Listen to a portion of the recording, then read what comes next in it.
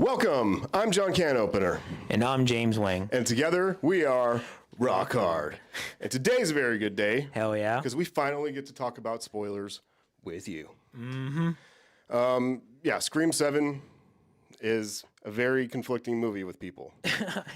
Surprisingly so, actually. With me, I've grown to love it. I've grown from, it's the opposite effect that I had with Scream 6. To where Scream 6, we loved it. We loved it. We were ranting and raving about it. We thought it was awesome. We thought it was amazing. And then as time went on and we thought about it more, a lot of shit didn't make sense. Remember? Yeah. And so then I started like, okay, can I be honest about it still? Like, there's a lot of cool shit, but does it make sense or what? Yeah. And this was the opposite. This was where I felt conflicted at first. And then as time went on and we watched it twice. We're going to go watch it a third time. Yeah, I've really grown to appreciate it a lot more. And I feel like this is going to be one of those movies that once you see what's coming next, you're going to be like, oh, okay, this is why they did certain things. And we'll get to it. But yeah, there's a lot of shit I didn't want to say in the spoiler-free shit, and it gets really tough. But I'm happy we're here to. Oh no, for sure. Yeah, like it's been something like I've been like just like to be able to talk about it.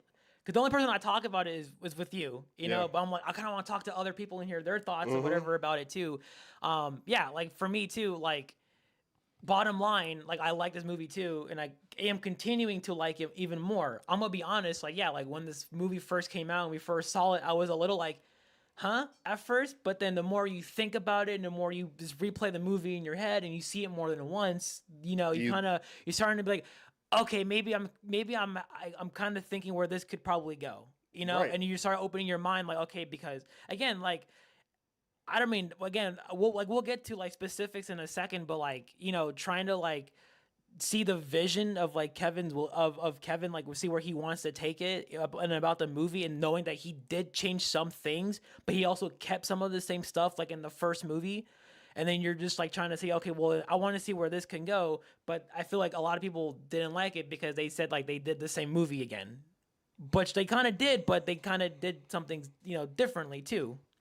Yeah, and what it's been done before. The thing that is different about this, like, yeah, they're not like remaking the first one. Like Scream 4 was doing that. Yeah. Scream 5 was doing that. You know what I mean? They had different characters, but they were doing Scream 1 all over again. This is different. This is getting you to have that same experience that you had with the first one. Where it was new, it was fresh. You didn't know what to expect.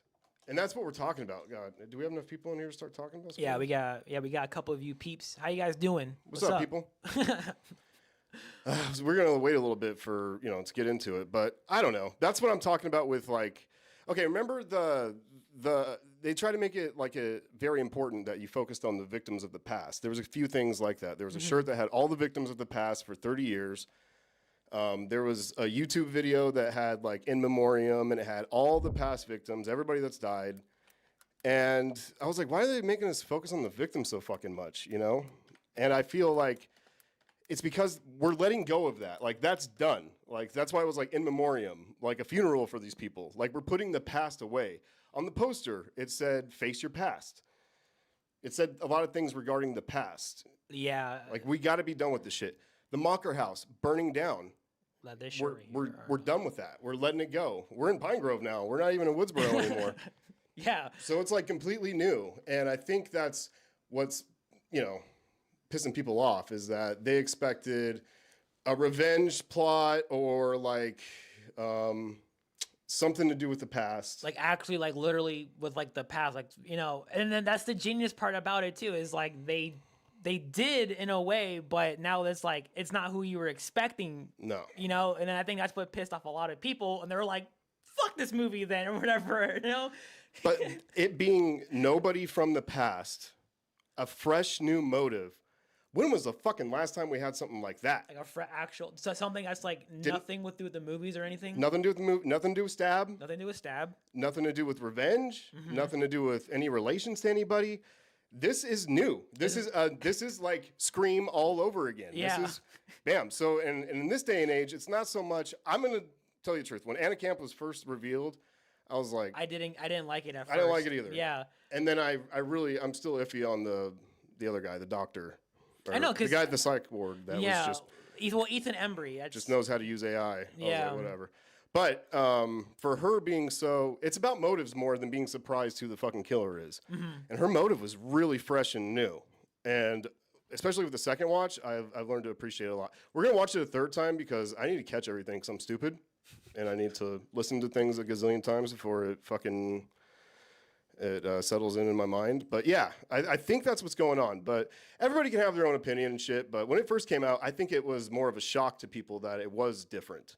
Mm-hmm. Because they're using a lot of elements of the first. It's almost like on purpose roll your eyes moments to where like they're doing they're doing like the same thing from the first movie. Oh, here's the boyfriend coming through the window. Here's fucking this happening. Exactly. You're doing the same boyfriend thing. coming through the window. They have Don't Fear the Reaper playing. Don't Fear the Reaper playing. They're saying the same thing, and it's just like, what are we doing here? And it's pulling the rug from under you. It's saying, okay, here's the fucking remake that you all think this is going to be. It's going to be Sydney, but Tatum's going to be playing Sydney. So here we go. That's what you're expecting. And then bam, Sydney comes in, breaks it up. Whatever. And then Hannah coming in. Hannah coming in and being like, go to the party at my house, haha. And we're like, oh. Another and party. I was thinking about it. Yeah, another party. Because every Scream movie has a fucking party. When you think about it, Scream 1 had a party. Scream 2 had a party at the college. Scream 3 had a party. Scream 3 had a party. Scream 4 had a party. Scream 5 had a party. Scream 6. Halloween party. Halloween party. Yeah. So they're breaking away from the fucking formula. So you're thinking that it's going this way, like it's supposed to be this way, because you've seen it happen so many goddamn times. And Kevin Williams says, no, I'm going to trick your ass. And he does. And that's why when I said I think this is secretly genius, is because the more I think about it, the more I think we got duped, but in a good way. Yeah. Like, we didn't see it coming finally. We didn't see this shit coming. So it was, I don't know. I'm telling you, it's grown from like I was very conflicted to like I think I love this movie. No, yeah, and then I can't wait to see it again. As I'm saying, like I can even admit that too. Like at first, like there were some things. Again, I think we said it in our spoiler-free discussion to where like there were some things that I didn't like, but I think it was because of like my environment and like the people around me, and and the theater that we were at, and like we went to this like theater like that was like kind of near us and stuff like that, and they had like this specific theater to where it was like the walls around you would fucking light up or something, and it only happens when there was a ghost face attack, and you're just like, okay, well now I know what to expect now. Yeah, suspense is building and shit like that, and then the all three walls light up, the screen and then the two walls on the side of us is like, and we're like, okay, so we know a ghost face attack is gonna be happening soon. Something's happening. Yeah. So that shit kept taking me out of it. But then we saw it a second time at a different theater, and then it was a better theater, better sound, better people, and it was like, oh fuck yeah, like, and then I actually got to, and even like thinking about the movie for a day, and then try to be like, oh, because again, like when I first saw it, I was like, I was like, it's alright, but then the more you think about it, and the more that we were talking about it, and we were like, oh, like Kevin Williamson, you genius, bro, genius. Like he's a genius, and it's crazy how not that many people are seeing that. They're just so quick to jump like, oh, the movie fucking. Not necessarily though, because the audience score is through the fucking not through the roof. Not the roof. It's average though. It's positive. It's positive. It made a gazillion bucks, and I'm hearing rumblings that Scream 8's going to start filming in the fall. Hell yeah. So I'm all for it. What I feel like we were doing was saying goodbye to the past. And we're starting over. And I think this is it's not a reboot, it's not a remake, it's not a sequel. I think this is a restart. I think we're restart, yeah. We're restarting this motherfucker. We're jumping off with a whole fresh new. We don't know what to expect anymore. The past is gone. Mm-hmm. The past is gone. That's why he gave you what you wanted. You wanted Stu back. He gave you Stu in a way. You know, he gave you Stu in a way because okay, let's think about it. Sydney, would she be scared of Roger Jackson's voice anymore? No, obviously not. She's shown it many times. She answered the phone call and putting away her coffee shit, and then it's like, oh, surprise, Sydney, and it's like, oh, you're just another asshole hiding behind a voice changer and a mask and stuff. Yeah, and then bam, and video call. Yeah, the video call, and then Stu, and then that's when she's like, like what the fuck, Because, shocking. You have to shock her. How are you gonna shock her? Bam! I thought this motherfucker was dead. Yeah, no, he's right here. And then he's after her daughter. It's not some stupid thing from the past or anything. It's fresh. It's brand fucking new. Mm-hmm. So it's similar. Like I said, we said this before that he's using familiar tropes while throwing those tropes away at the same time. Mm-hmm. He's like giving you what you want, but then he's pushing it somewhere else now. And I love it for that, because that would fuck Sydney up. Yeah, and, for and sure. they do. Yeah. And then we figure out that like his morgue papers are missing and shit, and they didn't really clear that up. They never talked about it again. I think they're still trying to like throw the idea that Stu might be alive out there. I don't know, or he wants you guys to just be done with it and just say, "Shut the fuck up, he's dead." But why didn't you just make it clear? Yeah, make it clear. That bugged me a little bit, but. Yeah, I don't know. I'm telling you, I think there's more to this movie than what people are thinking. I mean, because people rushed out and said this movie is the worst movie ever made, and this movie sucks so bad, and it's a bad movie. And then literally in the comments, it was like, I didn't like the killers because they had nothing to do with the past movies. And it's like, yeah. That's the whole point. That's the point. I feel like that's the the point. Yeah. We need to break away from that at some point, and he did it. A fresh motive from somebody and she's actually crazy. That helps her reveal. Every fucking Ghostface, they're like normal, and then at the end they're like, ha ha, and I always want to stick something in you, Tara. They're all fucking crazy all of a sudden, and it's like, yeah, but it's like it feels like too forced. At least with exactly. her, when Anna Camp or Jessica, when she was doing her little smile, like kind of like Mrs. Loomis.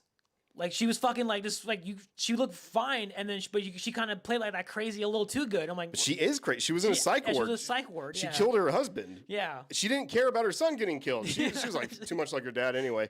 I like how she's that fucking twisted, and it's something brand new, and she's a fangirl of Sydney. And that's the thing. That's what he said. This is what this guy said. He was like, it's not more of like, that this isn't about Stab anymore. It's more of like the person's motive is the fact that they're a fan of Sydney, like not the Stab movies, but of Sydney Prescott. True shit. Or true shit, real life. Like they're being even more meta as fuck now. They're like, true for a Scream. Yeah, true for a Scream. To where it's like, yeah, like they're no longer blaming the movies. They're no longer talking about movies. Who gives a fuck about movies? This is actually an actual like fan, like so fascinated with Sydney Prescott, and they want to, and then now they're like, all right, well now I'm done with you. Now I'm gonna fuck up your daughter so she can become the next Sydney Prescott, and you're the next Maureen. Pretty much what we were saying before, where Sydney's gonna be that new Maureen for Tatum. Yeah, we got a couple little things, right? Yeah, we got a couple things, right? We got some. Oh yeah, I know. Sorry guys, we I'm trying to let you guys, build up some stuff. We're getting just the gist of stuff out. We're gonna get deep into it. I got pages, people. I've been fucking writing away over here because we'll get to your guys' comments in a. It's fun in a to think about. This one was really fun to think about. Like I said, with Scream 6, I walked out hyped as fuck, and the more I thought about it, the more I was like, But Scream 7, it's so funny how opposite it was to where I was like, oof, I'm conflicted. Yeah, and then second you think watch. about it. Okay. God damn it. We are onto something here. I see what the fuck he's doing now, and now I'm super excited. I think I said that before in our spoiler-free discussion, to where I was like, I feel like this is just a movie that he needs to get out of the way first, and then he might do some cooler shit afterwards, because who knows? It's a reset. And that's the thing, yeah, because it's like, because I was talking on the phone with my mom. Even my mom is excited as fuck to watch Scream 7 because she's been there since the beginning too. Like she's an OG as well. Yep. And she's like, I'm so excited to see Sydney come back and blah blah blah. And I was there since 1996, like all this stuff like that. And yeah, but like, but anyway, so I forgot I was going with that. Sorry. Just how hyped your mom was, and I don't know. Yeah, I forgot I was going with that. But anyway, bottom line is that like even the fact that like the point I'm trying to make, or anyway, the new point I'm trying to make now, because I forgot where I was going with that. But anyway, like I thought like the whole point of like watching, that's what it was, watching Scream for the first time. My mom watched Scream for the first time. You saw Scream for the first time. I saw Scream for the first. We all did, and nobody was expecting Drew Barrymore to fucking get it. That surprised my mom, when she saw it. She was like, she didn't know that, fucking pull the rug from under you. And that was the beauty of Scream 1, is because you didn't know what the fuck to expect. And that's the thing. So everyone thought that Drew Barrymore was going to be the main character, and then they fucking kill her ass in the opening scene. And so now I feel like with Scream 7, they're doing the same thing. They did a lot of shit that was like too different for a Scream movie, and I'm pretty sure it confused a lot of people, or probably disappointed a lot of people, because Kevin Williamson is changing the format of what makes a Scream movie a Scream movie. They showed the first killer right off the bat, like almost like 20 minutes in or something. They showed the first killer, and then we know there was probably more than one. But the fact that they already killed someone, and then they unmasked them, and they're like, "Who the fuck is this guy?" Like there's some Carl or something as his name. Yeah, Carl. And but now I feel like the only person that should have a right to change the format, it should be Kevin Williamson, because he's the one that wrote the first movie. He wrote the second movie, you know, and he had a plan for a third movie, but then they fucked that up, and then they did Scream 3. Granted, I think Scream 3 is still underrated and overhated. But I feel like if anyone should have a right to change the format of what makes a Scream movie, it should be Kevin Williamson. And he's not really. He's gonna give you a Scream movie. Yeah. But there's gonna be some different motives and different things that are pushing characters in a direction besides a Ghostface is just after me. Mm-hmm. There's gonna be some shit we haven't seen before, which is good. Like, I think it's great. Mm-hmm. I think it's incredible that we've made it this far. And that there's rumblings of Scream 8 already. Yeah, I'm a fucking Scream head, bro. Bring it on, man. Yeah, I'm a Scream head too. And I'm super excited, and we can't wait to see this again. I really wish it was just streaming. I almost watched some bootleg shit that was on YouTube, but I don't want to support it. But I was like, I just need to see that reveal again. Look at this. Scream 7 sets franchise record with 97.2 million global debuts. Oh, what happened? What happened? That's crazy. That's such a bad movie, though, you know? That's crazy. As I'm saying, I don't know. Like, it's not. But, like, for me, like, I've been also thinking about this, too, because, like, obviously I kind of have, like, that post, you know, excitement, depression, to where, like, all this buildup for hype for Scream 7, and then now it's finally over, and now, like, okay, you know, and now I have to wait for the next cool thing to come out, which for me, it's like, we're in March, so Daredevil is coming out soon, so you know I'm on the Ted that. Show. The Ted Show, and then we got Supergirl, and we got Spider-Man, and we got Doomsday. So I got at least more shit to look forward to. But like that, you know, Evil Dead, yeah, Evil Dead. That's another thing I keep forgetting. But yeah, but the thing that was like the thing I wanted to say was like I totally like understand why people may not like it, but I just don't think you should be so quick to jump on the hate train and be like, this movie fucking sucks. And it's like, at least give it a shot. Think about it a little bit. Think about it. But I mean, as far from that, that's all I can say. I'm not gonna, you know, be like people and be like, oh, you know what, like fuck you for liking this movie or not liking this movie or whatever. Like, you know, if you're a hater, or if you don't like it, respect. You know, stand on business. You know, stick with that. If you really don't like it, major respect, but I'm not gonna try to convince you anymore to like something. You don't like it. I mean, clearly the numbers speak for themselves. The fucking the $97 million that it made, and also 78% on the audience score. And so it's still growing after everybody said it sucked, and then all of us people are still going to the movies. That's what I'm saying. I don't know.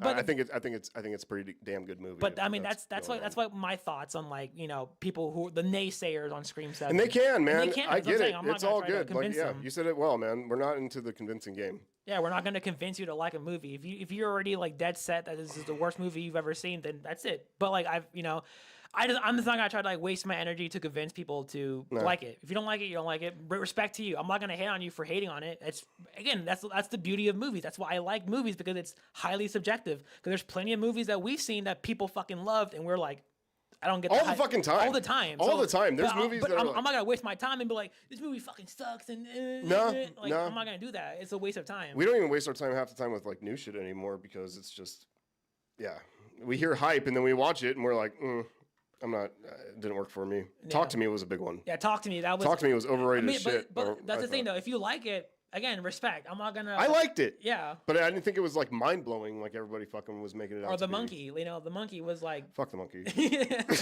I'm not an Oz Perkins guy, man. Long Legs. It looks cool and creepy, and then Long Legs. It just. I was like, okay. It's fine, but people were acting like it was, you know, Silence of the Lambs all over again and stuff. I'm like, I get you. Not even close. Anyway, well, let's jump to the comments real quick. Yeah, sorry. Yeah, what's up, peeps? Yeah, we're here for you guys. We want to hear your thoughts. we're gonna look at the comments right now. So I'm gonna go from the top and then work my way down. From the top to the bottom. From the top to the bottom. Let's see. So yeah, we got a couple of you guys saying what's up and stuff like that. We got King Matthew III saying, I love Scream 7. It was so much better than Scream 6 to me. My new Scream, his Scream rankings is 1, 2, 7, 3, 4, 5, 6. That's a damn good ranking, dude. Yo. That's a damn good ranking. You're gonna see our ranking, bro. You might be a little close to mine. I'm gonna need some time. Like, this is the most conflicting thing now, because this is like, you know, looking at everything that we've gotten so far, I'm like, I love how we can just chew this movie up. Yeah. Like, to me, that's a sign of a good movie. You watch a movie and you walk out and you're like, yeah, that was good, and you go cook dinner and never think about it again. Mm-hmm. This one, it sits with you. It sits with you. the last movie that did that we watched together, I've seen it before, but it was your first watch, was The Devil's Advocate. And we couldn't stop talking about it for like a week. That's a good movie. A movie that you sit there and you think about and you're like, oh, yeah. But I really love it for that. And the fact that Al Pacino as Satan makes him like good points, you're like, It's like, fuck, you know? Should I worship the devil? Oh, God. Anyway, all right. We got Salted Trash saying, I will say I felt misled by it all goes back to the beginning when in reality it went back to where Sydney wrote her book in 4. Yeah. For sure. But that's the thing, though. That's like that cleverness. Like, you think it was going to be someone from the past, and then it wasn't. It was just someone fairly new, but they used the past as an excuse to fucking think that fuck all of us up. To be like, oh, it's not someone from the past. And I think that's where it disappointed a lot of people, probably. To where it's like, oh, it's not someone from the past? Well, fuck that then, you know? Yeah, I think we're sending our goodbyes to the past. There was some marketing shit that I didn't appreciate either. There was that picture of them all at the fountain.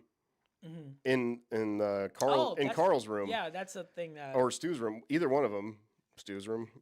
Joe? Or what was it? John Doe. Yeah. But remember in the trailer, we saw that picture of everybody at the fountain. And in the movie, not anywhere. It was behind like the drawings or whatever it was. So yeah, it was very misleading because it was just it was a picture of Tori Spelling. Yeah. They changed it. And I was like, why'd you have that in the trailer? I hate when movies do that. Yeah, they pull the fucking Morbius on us. Let's see, we got Tony Rock 8133. He says, I think it's funny because some of the people are acting like Jessica. They want Sydney fighting for her life, but want her to have a happy ending. Sydney said, the more I talked about darkness, I left. I love how Sydney always... She's never, like, shorted her character in any way. She should have a happy ending, but to be honest, it's Sidney Prescott. Ghostface is always gonna fucking... Or someone. But I'm happy they haven't gotten shitty with her yet to, like, make her... Because we've talked about it before. We love Halloween, but Laurie she gets kind of annoying sometimes. I'm very happy that Sydney has never gotten there for me. You know what I mean? No, she pretty much stayed like I feel like she's just growing as like still like now even more in this movie where she has even higher stakes of protecting her fucking daughter. It's pretty awesome. We've seen her grow from a high school kid all the way up to being a mom, like college, and then a young adult, and then her a little bit of a stint in Scream 5, and now we finally get a whole movie with her in Scream. And she's 7. a mama bear. She's a mama bear. Yeah, as I'm saying. And she's not over the top. But she's Sidney Prescott. She can kick some ass, but she's not overdoing it. She's she's the best final girl. She's the best final girl, bro. Best final girl. Oh my god. Let's see. We got Memo Boy. Sorry if I'm saying your name wrong. What up, dude? He says, hello, guys. I love the movie from the first time I have seen it 3 times. I will not change anything about it. That is what's up. We're going to see it a third time, dude. Yeah, we're going to see it a third time, too. King Matthew says, I'm probably the only one to say this, but I hated the AI Dewey in Scream 7. He didn't even look like Dewey. It just seemed like they told David Arquette to be himself. They didn't want even try with his hair. Yeah. Agreed. No, I mean, like, I feel like if they would have just kept it Stu, I feel like, but adding other people, because there's like missed opportunities from other people. They could have had Jill, like, that's another thing. If you want to do the whole family thing, you had Mrs. Loomis, you had Roman, and you could have Jill. I guess Dewey too, but I think Dewey was just adding the guilt to Sydney, like, I fucking died for you. So even though like we were like, why would he even say that? Because he didn't, because she wasn't even there. But I think we're just assuming that Jessica or the doctor Ethan Embry, he just assumed that he did die for her or something. He probably wasn't even there, Yeah, and I was trying to make more sense of it too, because that part bugged me. I'm not gonna lie. When we started seeing everybody on the screens, I'm still a little iffy on it. But I connected some dots, I think, because this is a strictly Sydney and Tatum story, a mother-daughter story, and Mark. It's a family story, but it's mainly those two. And I feel like, okay, so with like Mrs. Loomis, that was Billy's mom, right? Mm-hmm. Sydney killed Mrs. Loomis. Mm-hmm. So she, there's a connection there, mother and son, mother, daughter, what a connection. Yeah. Okay. And then moving on to Roman, they both had the same mom, blah, blah, blah. There's a connection there. Okay. And then Dewey, the only connection I have is that Tatum was Sydney's last, friend that she trusted. Mm-hmm. So maybe that's a connection. But, you know, it kind of throws it off. They could have had actual Tatum or something, you know? Yeah, that's one part that I'm like iffy on. I don't understand why they did that. I wish it was just Stu. Yeah. On the screen. Because that was enough. It was, and at first I was taken back a little bit. I was like, "Ooh, God, is he hamming it up too much?" But then after second watch, I was like, "No, this is Stu." No, for sure. Yeah, because like I feel like like and then I did like the Stu in this too, to where he was just like he was funny, you know, he was like super like you know, kind of like acting like how he was before. Again, maybe I'm just assuming that like they just assumed that's how he was as like a high school kid because he never really grew up in a way, or maybe he's just fucking crazy from stab movies or something. So they just assume that's what he is, you know, even as or how he would be as an adult. Yeah, that's another thing too. Like, why not make him younger? So, but then you said maybe it's because you know they wanted to make him how they seem like if Sydney didn't kill him, this is what they look like today. You know what I mean? So, but anyway, yeah, just Stu, him as being like something, and he's like, I don't even care, not even a little. Like his little you know, it was just funny. It cracked me up. It's like you're dead, and he's like, are you sure about that or whatever? Yeah, and checks his pulse. But yeah, Dewey looked weird as shit. I don't know why. They should have kept the beard on. Yeah, Dewey. why didn't you keep the beard? He looked with the mustache, looked weird as Was shit. it emo hair? Yeah, I didn't like that. Let's see. Thanks for joining us, peeps. Yeah, for sure. Thank you guys. I'm trying to go through your guys' comments and stuff like that. So I'm sorry if I haven't read yours yet. I'm sorry. I'm trying to get through all of you guys. Let's see. King Matthew III says, I will say my biggest disappointment with Scream 7 is how little screen time Gail has, and the fact she wasn't in the final act with Sydney, but Gail having nerve damage was interesting. I think it's on purpose. I think it is on purpose. I think the same thing, because I was kind of bent about that too at first, and then I was also bent that Chad and Mindy were like just stabbed once and thrown away. Yeah. And I loved their parts in here, and yeah, it was like, what the fuck's going on? Why are you throwing away all these characters? It's to put your focus on Sydney and Tatum. I think it was like too intentional. I think they wanted that. I think they got plans for Chad and Mindy and Gail later on, but like they really wanted to center in on Sydney and Tatum. Focus on Sydney and Tatum. Mother daughter. That's what we kept hearing anyway, like from Kevin Williamson and everybody, like, oh, Sydney's a mom now and she has a daughter. And what would happen if Ghostface came? Blah blah. They never said. And you would want to see that. You wouldn't want to have like all these fucking different things happening at once. Like, yeah, and that was the thing too. I thought at first I was like, man, this seems a little too rushed. I was like, what the fuck? It's like everything happened in the bar, and then the fucking final act happened, whatever. And then the more I thought about it, I was like, that's a good point. What if, that they're just kind of just throwing these people to the side for a second? And like, we'll get to these people in a second. It's right now focused on Sydney and Tatum. You've seen them before. You see them before, and I do feel like they are going to have a bigger part in Scream 8, or in later movies with them. I can even see, Mindy, Chad, and Tatum and being homies right now, because they even said it. Chad said to Tatum, like, "Oh yeah, our Uncle Randy was homies with your mom and something." It's kind of perfect because, and once again, that's one of those things that, like I said, like that Kevin Williamson is taking that risk of, okay, well, Gail's always in the final act. Mm-hmm. We're gonna take that away because we expect that. Mm-hmm. Expectations. We expect all these people to be in the final act. We expect Chad and Mindy to be there. We expect all this shit, and no. And I thought about more, dude. Tatum lost all her friends. She lost all her friends. Every goddamn friend. Sydney at least had like Dewey or someone, and like Randy for a little bit, and Gail, and you know what I mean. Yeah. But like Tatum has lost everybody. She lost her boyfriend. That's on purpose. I think that's why they didn't care too much about us getting too connected to these people. And then people were saying like, oh, they're just like, we didn't even get a chance to know their names, so why should we care that they died? It's because they're not important. They're not important. They're not vital to her story. And go watch any Scream movie. There's cannon fodder everywhere. There's people that are just there to kill all the time. But this, I think, body count, I think this being, strictly Tatum's friends, that's going to be important. Yeah. Because she lost everybody now. She almost lost her dad too. Thank God Mark lived. I liked him a lot. And would it be nice now, like if we're getting away from the formula a little bit, to focus on Sydney and her family more?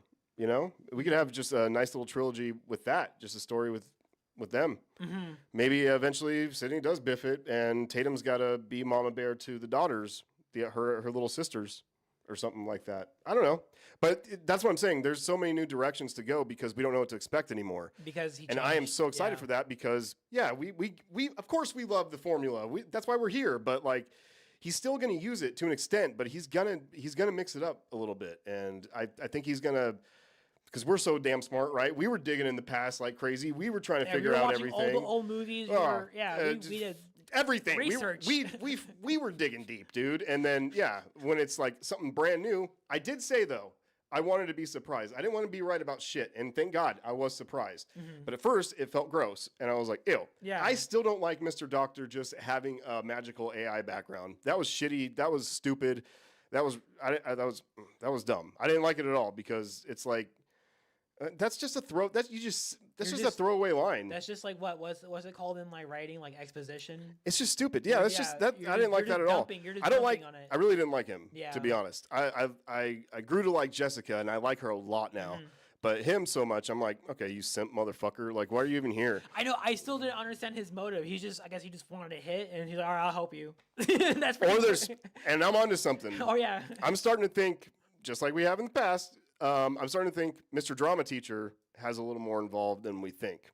Okay, because Hannah would have been hanging there when that Ghostface killed her if Mr. Theater Guy, Mr. Drama, didn't ask her to stay late to practice. You got to practice. And then he got all on Tatum's ass about, like, you're Sidney Prescott's daughter. Where's your confidence?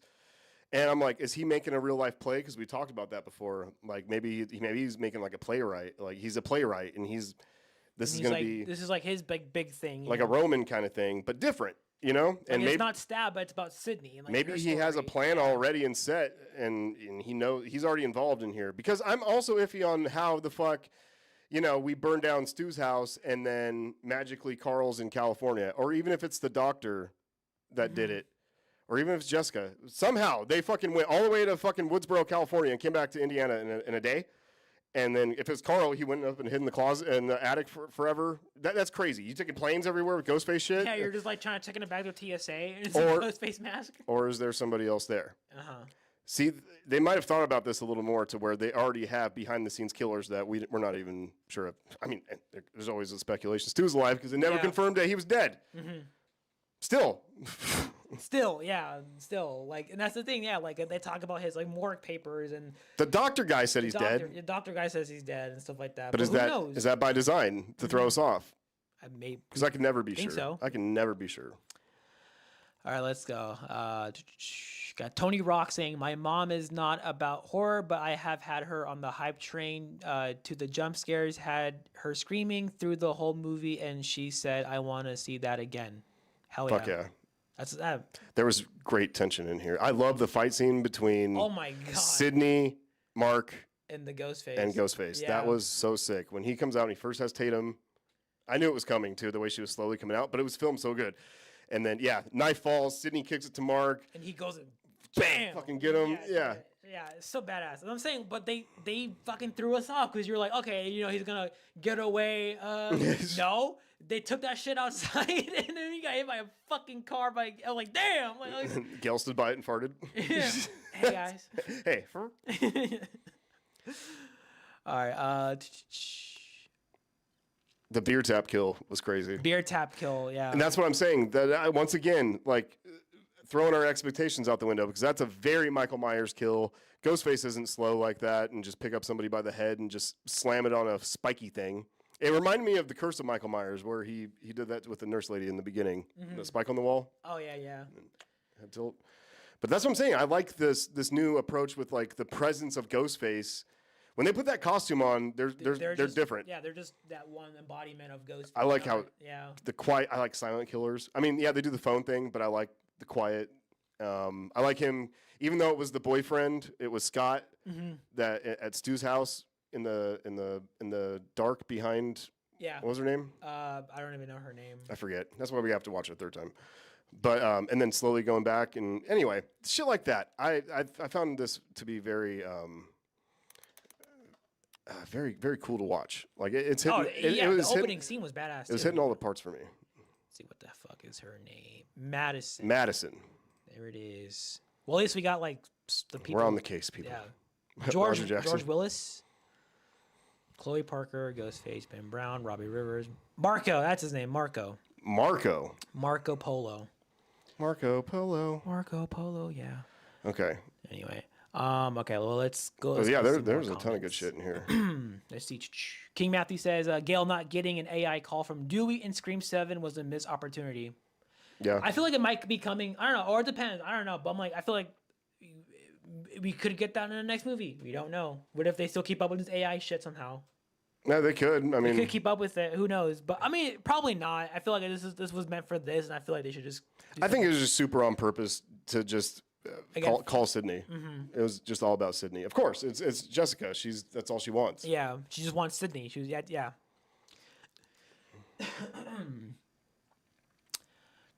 Because it's almost like she wasn't expecting Gail. She should have, but like when they first met outside Sydney's house after they get Carl, she seems a little shocked that Gail's there.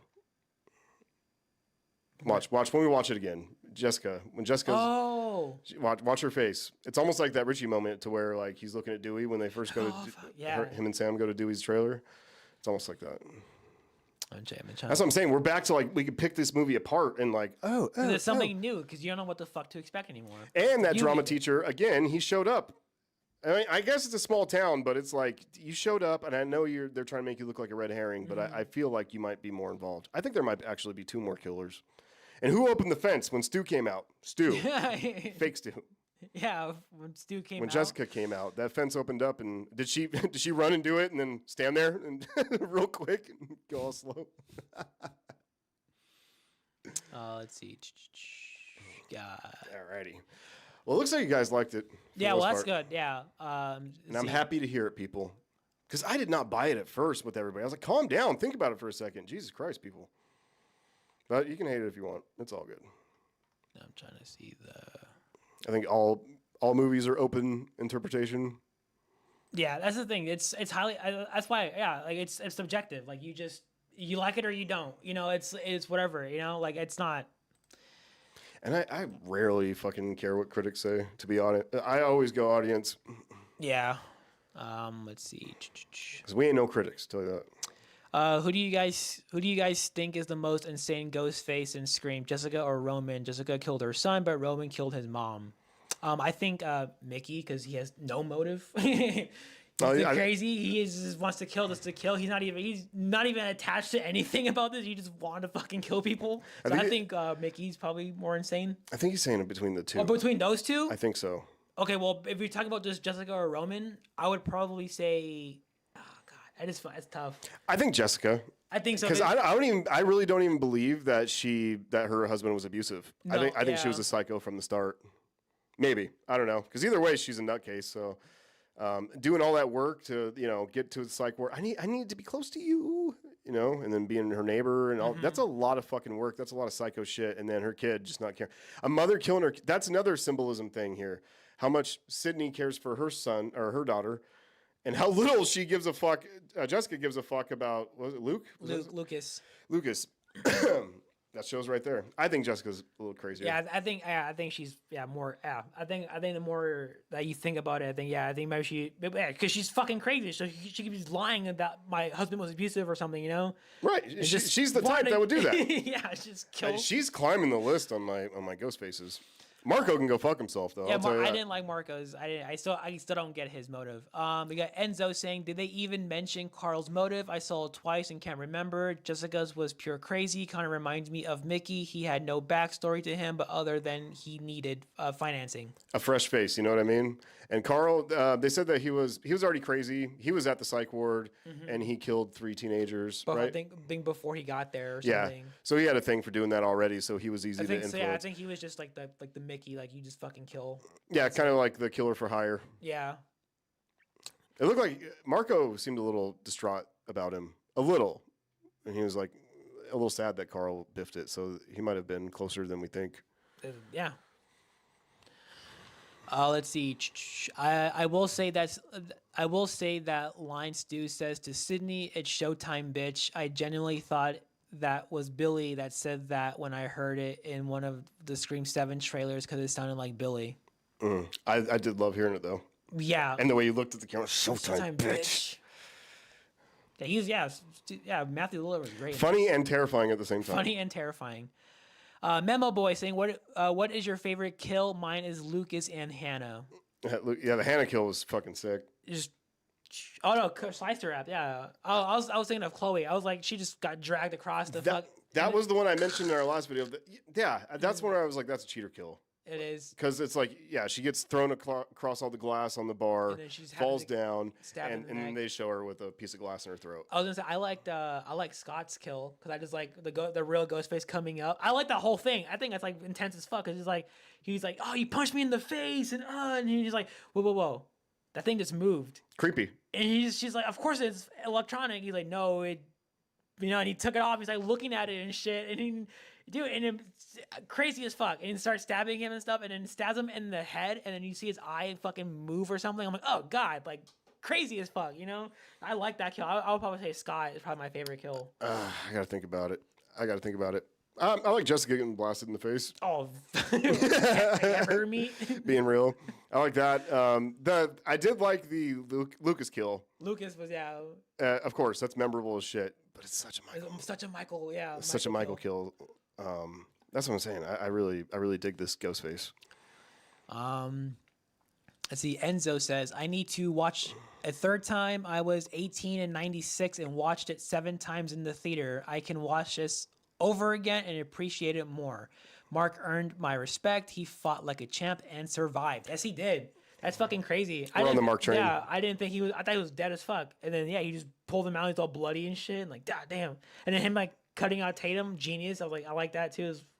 I love Mark. Yeah, Mark. I was a little iffy on him at first. I was like, man, I wish I was Mark Kincaid. Yeah. Patrick Dempsey, come on. But then I'm like, no, what?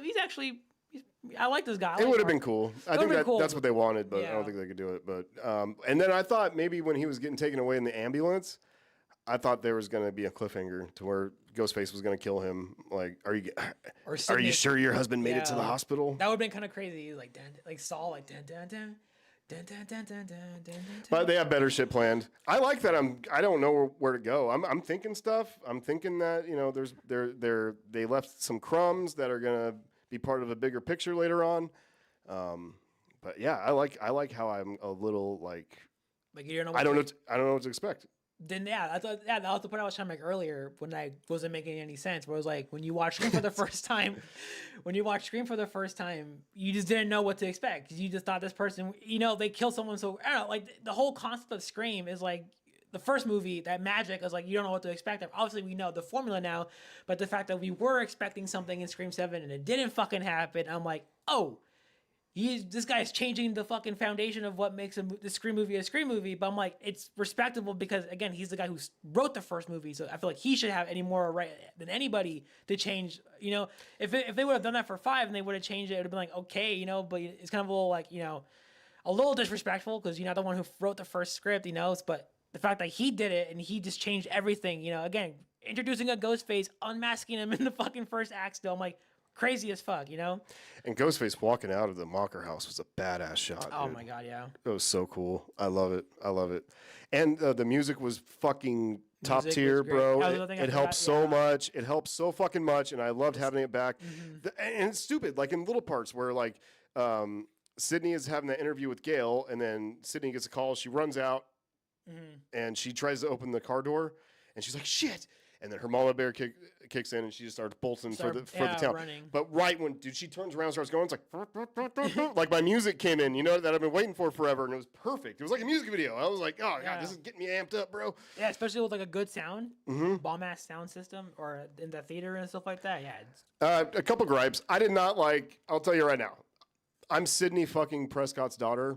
Oh yeah. No.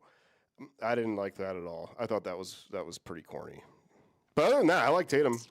Yeah, Tatum. I thought she was great too. Mm-hmm. She definitely. I definitely I liked her little fucking teenage I guess this this is what you think of me and throwing a jacket and shit. Just being like a little fucking shitty Their teenager. Tampon string hanging out. It's like I want to stick that back up. But yeah, everyone was great. I liked everyone. And then Sydney did save it. Like, I hate that line, but Sydney saved it. Thank God, because it was cringe fest for a second. And then Sydney came in and was like, what'd she say? Like, past my prime? Go fuck yourself. Or something. Yeah. And I was like, see, yeah. You saved it. Because Sydney deserves lines like that. She is a badass, and she is showing you. And, dude, what a fucking pro. She's in her 50s. I can't even run like that right now. I know. I'm like, click, click, click, I click. think that's another reason why they didn't have Gale in that final act too. I think they do like a couple reasons. I think they did want this to be mainly focused on Sydney and Tatum, and deter your expectations. And I also think Gale's just Courtney Cox is getting old as fuck, and she I don't know. She just doesn't seem. She seems a little frail. But she had her little moment in Scream 6. Big time. She had big time moment. Yeah. Big moment. So, big chase. I don't think I'm like, okay, I don't know how many of those I have left in me, so let's just save it for something more cooler in the future or something, you know? And I like them coming together and, Sydney apologizing for not being there for the New York attack and saying, you've always had my back. I should have been there for you. And I trust you. It was tender. Gale, don't you fucking break her heart. You better not be revealed as a killer later on. I swear to God, Gale. All right, let's go through a couple more comments. We got Tiffany Gutierrez, 1689 says, I recently found you guys on YouTube and absolutely love y'all's channel. Well, thank you. Thank you for that. I really like that they unmasked the ghost face before the final act. That was something different in Scream 7 as well. Yep, again, wasn't expecting that. You just know you're in for something different when that's the first act and you get a fucking reveal. I'm like, okay, what's happening now? So like that I can appreciate more now. But obviously don't make it a habit. But for this movie, it was a nice little touch. You just kind of reveal in the first act, crazy. And they kind of did that in Scream 6, but a little bit. But it wasn't a real ghost face. It wasn't a real ghost face, no. All right. I think you're onto something. Kevin's original third was a group of drama students. Dun, dun, dun. Dun, dun. Okay. He's just off. And that guy's a pretty recognizable face, too. Just have him in there for a little bit. And nothing happened. Like, he's not dead. And he knows the theater well because there's two ghost faces. There has to be in that fucking theater when Hannah gets killed. Because someone's doing the pulleys, someone's doing the lights, and someone's on stage or whatever. There's like a bunch. It's like lights. You could have ran down and did the pulleys. Someone's pulling that shit around. Yeah, they're moving her. Yeah. And then the ghost face, which I like too. I like that look. He kicks the door open. He's like walking down the stairs and stuff. I thought it was pretty cool. And Jessica's at home with Lucas. They confirm each other. It's not like and that was another thing because it got me suspecting because it's like another Bailey and fucking Quinn thing. Mother and son. I can vouch for her or whatever. And I was like, oh, we've heard this story before. But since Lucas isn't a killer, then it's like, oh shit, that's true then. And then so they were at home. I guess Mr. Doctor was there but he can't be alone. Well, Or Carl. Well, Carl was somewhere. Carl's in the house. Yeah, he's at the house Or waiting. he's fucking driving back. He's like, fuck, I'm late, traffic. That's what I'm saying. I think there's more killers out there, people. I think they did it on purpose. Because when you break it up like that, there's got to be. I think there's two ghost faces at the. Ghost faces. And it was set up to be this way because Ghostface was right behind Tatum in the little dressing room area and didn't do shit to her. No. So it wasn't about getting Tatum right there. It was about killing Hannah and the other kid. I don't know his name. But this guy, this guy. But yeah, because he's like and then when everyone's getting like interviewed by police and stuff like that, he's by himself. I had a late dinner. So something in the spritz or whatever, and it's like, so you're by yourself, and they're not gonna go more into that, or maybe he didn't have an alibi. I don't fucking know, but from what we heard, he's like, okay, well, he was by himself. I think he's like a Sartain type. Sartain, that's a good way of putting it. I think so. I think he wants to see a real life play and act it out in real life. Like he's making his own play, but it's real life. We're getting away from the movie stuff. I think it's gonna be more real life stuff, and theater is real. Like you have to be on point. All the goddamn time and everything, dancing around and shit. So something along the lines of that. It would be cool, but we're probably fucking wrong. So I don't know. Let's see what we got. But I think there's a lot of potential moving forward with letting go of the past. Yeah. Which is a good thing to do anyway. No, in your personal life. On a side note. Yeah, I was gonna say and the more you think about it, they were heavily just showing 30 years. All the people that died and shit. You're just thinking maybe he is trying to all right, this is last. Take a good look at this because this is the last time you're gonna see this. We're done with this shit, and now we're gonna read something new.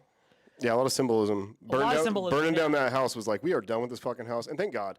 And also, like, you kind of figure out that, like, the house is different than when Amber had it. Mm-hmm. It's back to the original, like the stew, like when it, Which would be pretty cool. the first movie, and then everything's laid out. So right there, they're telling you like this has.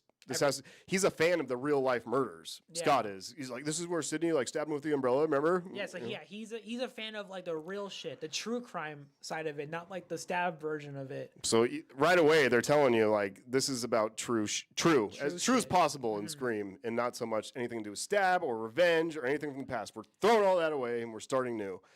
And bravo, Kevin. Bravo. I applaud We you. love you. Jujutsu Trash Can says, Yo.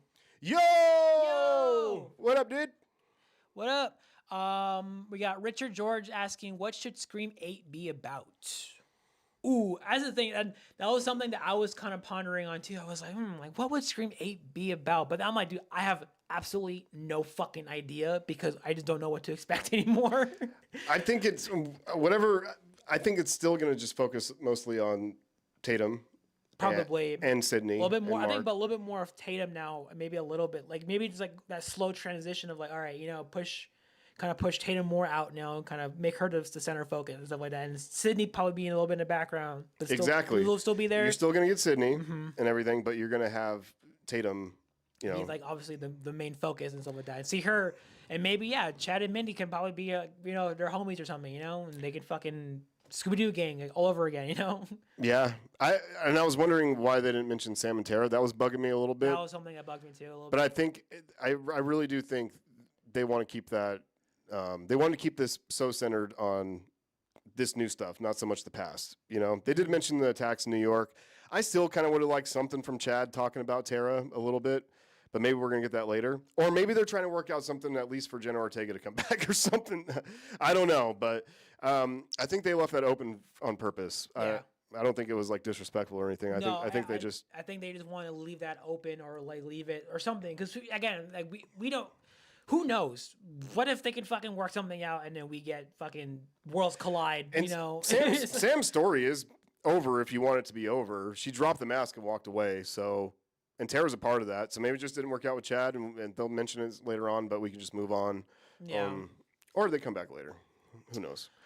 But I don't know. I just feel like it's still gonna. Scream 8 will still be centered around Tatum and Sydney, like the family element. Maybe we'll get the daughters in, the other daughters in too. Oh yeah, which I mean that was another thing too. It was like a little cheaterish, like they just happened to be at the grandma's house. And that was very cheaterish. You know, like come on. Because we've been pondering like, where the fuck are the other kids? Like, and they just show a little video. It looked like The Visit. Remember The Visit? Like The Visit, yeah. Where they're like, hey, we're just hanging out. Like it looked like a fake. It was fake. What if it was AI? Dun-dun-dun. That's what I was thinking. I was like, maybe they're gonna get tricky with it and be like, are you sure the kids made it? Have you checked on the children? Kids. Yeah. Okay, don't look. I'm gonna do something bad. All right, I'm gonna read a little bit more comments and stuff like that. We got Jujutsu Trash Can saying, this one wasn't too bad. Not my favorite Scream, but not the worst. Yeah, I mean that was my initial reaction to it. It was like, because like I think as time goes on, I learned to like it more or love the movie more. The one thing I just don't understand is like the amount of like. Again, people can dislike it, but it just seems like a little too forced for some reason. I don't know. Like it's not justified. I just don't see, I mean, I see the issues, but it doesn't bother me as much. No. I'm not gonna say it's like, again, like, cause we just said a couple of things that we thought was dumb. Little cheater kills, you know, explanations of like why characters weren't there, like the daughters and stuff like that. Yeah, there are some flaws with it, but still, like, I think it's still like fine as it is. And the fact that if you try to look at a different perspective of like what Kevin Williams is trying to do, I mean, I think it's pretty genius. I think if you don't rush out, that's why we did that shit with our out of theater reaction, because we wanted. That's why it wasn't too important. We did 5 things that we, off the top of our heads, ingredients that we think are, you know, important in a Scream movie, and do they have these or whatever? Do they hit these? Yeah. We want to be vague as possible because you should give yourself a little time to think, but it's the internet. People got to rush out and tell you right away what their immediate fucking thoughts are, even though your mind can change in a couple days. But that's already out there, so fuck it. You got the views, right? Yeah. But we don't like to do that. We want to give you guys time and and we want to figure out how we feel about it too, especially if it's something as important as Scream. Like this movie, they're important to us. I'm like Richie, you know, Yeah. because we love something. I do. I love this. Watching my whole fucking life, man, and I'm so proud of it for making this far. Let's see. King Matthew says, well, Melissa Barrera herself said she was only signed on to do 2 movies, so I think she's completely done with Scream. Yeah, that's something I've been seeing a lot too. Like, or that's something that I know, but a lot of people don't mention. They just say that like, oh, she got fired because she said something controversial. Whatever, you know, whatever your thoughts on that is, but yeah, like they mention that shit, but they don't mention she already had a contract for 2 movies. She had a contract for 2 films, and they fulfilled her contract. So, you know, they could have extended it, which that was, you know, hearing the original idea of what that Scream 7 could have been. It would have been a nice, interesting arc, but, you know, the thing that happened with her, and is that we didn't get it, so that's why we got this. So for this being something that could have been after, you know, Sam's arc, whatever, and this could have been the movie afterwards, they probably had to rush her or something. We don't know. You know, we don't know how the biz works like that. But for what we got, it's, you know, again, it's pretty damn good. You know, for something that was very quick. I like it a lot. I like it a lot. I love, like I said, I loved how it's changed so much over the past few days. I went from to hey, wait to oh my god, this is amazing. I love it, but it's not my number one. Jujutsu Trash Can is driving right now. You're driving, dude? You're driving, so can't type much, bro. Haha. What? What? Not with that attitude. Yeah. Come on. Come on, man. Just kidding. No, be safe. Be safe. Yeah, be safe, dude. God. I gotta take my hat off, guys. Sorry if you get blinded. It's too tight on my fucking head right now. All right. Enzo, it says, they never mentioned Sam by name, but Mindy did say Billy's love child or something like. Yeah. So my initial reaction when Mindy said that, because yeah, I don't remember exactly what she said, but I think it's because they were at the bar and they were talking about like, you know, the possibility of Stu Macher being alive. Mm-hmm. And then they, you know, she was trying to give her explanation, like, you know, but it was, she nailed, by the way, finally she nailed something to where it was like, yeah, this person's not a fan of the movies, they're a fan of Sydney, nostalgia and all that shit. So she kind of nailed that point. She obviously didn't point out the right killers, but she said it. Or she was like, or maybe Stu is actually alive because, you know, Billy had a secret love child, so who the fuck knows? Yeah, who the fuck knows? Who the fuck knows? You know, Stu could be alive because Billy had a love child. But, and when I first heard that, I thought it was a diss. Because, you know, they're like, oh, Sam. But I was saying Sam, you know, they just said Billy's love child, whatever. And I thought it was a diss, but again, depending on how you look at it, it could be just, you know, they just didn't want to address it. They just want to kind of smooth over it for a second. And who knows? They could be back soon, or, you know, we never know. But but again, like what you said, like her story is pretty much done. Like with Scream 6, like, you know, if you want to take that as the end of her story, it's not a bad way to end her story, you know. But go ahead. I was gonna say, but I want to see, you know. I want to see Sydney's ending. I want to see that ending for her arc, whatever. Even though we're like 7 movies deep or something. It would be nice because it would, you know, if they make a solid 3 movies out of this, maybe Sydney dies in the next one. Maybe she doesn't die. Maybe that's what we're expecting. But anyway, if she dies in this one and then Tatum has a 3rd movie all to her own, really taking charge and being on her own and ending it once and for all, so she thinks. I don't know. You know, I feel like that could be a nice way to wrap things up. I don't know how many of these they're going to make, but I'm kind of expecting it to make it to Scream 9. Mm-hmm. But yeah, the Ghost Dad Billy, we're done with that. That's what I'm saying. We're getting into like real life stuff now, like better, you know, because that, I mean, it was cool. It was a sweet element, but we're getting a little goofy, a little bit, you know, and it's nice to just, we're breaking away now. We're in just real life stuff. Real crazy fucks out there will figure out a way, some kind of motive, some kind of chip on their shoulder to come after you. And what are you going to do? And it doesn't have to necessarily be something tied to the past. Now it can. Now Tatum has there's a new past getting set. That's what I'm talking about. This is a reset. We're resetting Scream. It's a reset. It's bloop. Okay, now we're going to start over. Forget all that shit. Okay, we paid our respects. It's back there now. Now moving forward, this is where history starts. Kind of like when they rewrote our history. No, I'm just kidding. But it's starting over here, and this is all we have to worry about now. Yeah. I'm assuming that's what's happening. I know, or we're just like delusional. But I do think a lot of people were just pissed because they were expecting, a revenge plot, something to do with stab, something from the past, just like we were. Mm-hmm. And when we got, rug pull, bitch. And here we are. And we have something new, and we felt icky about it. We're like, oh my God, why'd you do that? Yeah, and this then, isn't Scream. Oh. And then now, I love it. So I am so on board. Let's see. Anything new? Trying to. Hi again, people.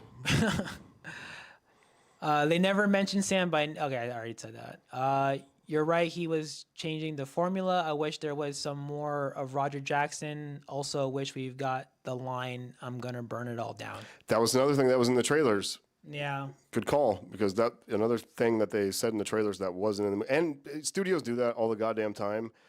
But, that picture was pretty important. It looked like... it looked like it was going to be some importance, or you thought, oh, it's Stu's room. That's what I thought, oh, fuck, Mm-hmm. And then they just didn't have it, and they just took that shit out. I'm like, okay, well, why'd you do that? The burn it all down line sounded cool, and we never heard it. Yeah, and then that's the thing, too. I think not getting enough of, calls with, Roger Jackson, but we're just getting, these FaceTimes with Stu and stuff like that. There was a fake one in the beginning, because it was they want to give you the vibe of, being a victim at the Stu house. So a fake Ghostface calls, that was really funny. That was funny, yeah. He laughs. A fake Ghostface calls. So we do kind of get that. He asks the questions and everything. But that's what I'm saying. There's the trope. That's what we see all the time. And then Madison gets a call. Mm-hmm. And I guess it's Scott. It might be, yeah. Because even though his phone was there, we got something. I don't know if it's Scott or really Ghostface. It would make sense that it's Scott. But anyway. Because he puts on the Ghostface robe and sets it all up. So I think he's setting it up. And then, meanwhile, Mr. I guess Carl, or who the fuck knows? I don't know how they fuck... Once again, I don't know how they made it back to Pine Grove so fucking quick. And then they moved the animatronic Ghostface and then took its place. And then it was like, no one heard that... trying to move that shit. I know. It is kind of ridiculous that happened. But at the same time, I'm like, that was... That's what I'm saying. There are some flaws in this movie. There are some stuff like that, but... It's also a slasher. Yeah. We forget. Let's see. Sometimes you do have to just suspend your disbelief so you can fucking get a good scare in, and that's not that bad. Okay, so he switched places. Yeah, wouldn't the Ghostface just be pushed over on the floor next to him or something? The fake one. Let's see. Braxton 20133 says, "Love how y'all ignoring interesting comments and only reply to cringe ones." That's my mind, bro. I'm sorry. I'm trying to get to everything. I'm sorry. Maybe I'm just cringe. I don't know. Respond. Let's see. I'm just glad Ben wasn't one of the killers, but you could tell they was trying to make him seem like Billy Loomis throughout the film, crawling through the Tatum's window just to get caught by Sydney. Yeah, again, that's the eye-rolling moments. Oh, here we go again. They're doing the fucking first movie again. Yeah, in a sense, Billy, but in a bigger sense, I felt like he was more like Derek.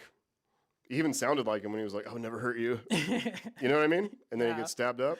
So I think it's both. That's what I'm saying. It's a little bit of a love letter to the past. And it threw us off like a motherfucker when he came through that window. Let's see. Boom, boom. I love Nev Campbell, but the Sydney story must be done by now. I feel like it needs to.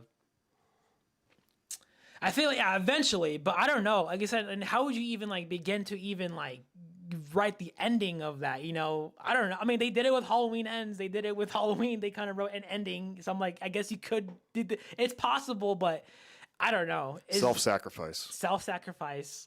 God. That's how you do it, man. I don't even know where to begin. Maybe Stu is alive and it's one final battle between them. Like an actual Halloween Ends. Like an actual, like how it should have been. Oh, that was another thing. In our comments, we got something that I was like, this is very, to me, this was so divisive that it reminded me a lot of Halloween Ends when it came out. Remember that? Remember how people were torn? Mm-hmm. We were even a little iffy on Halloween Ends when it first came out. And then once again, the more we thought about it, the more we watched it, the more we loved it.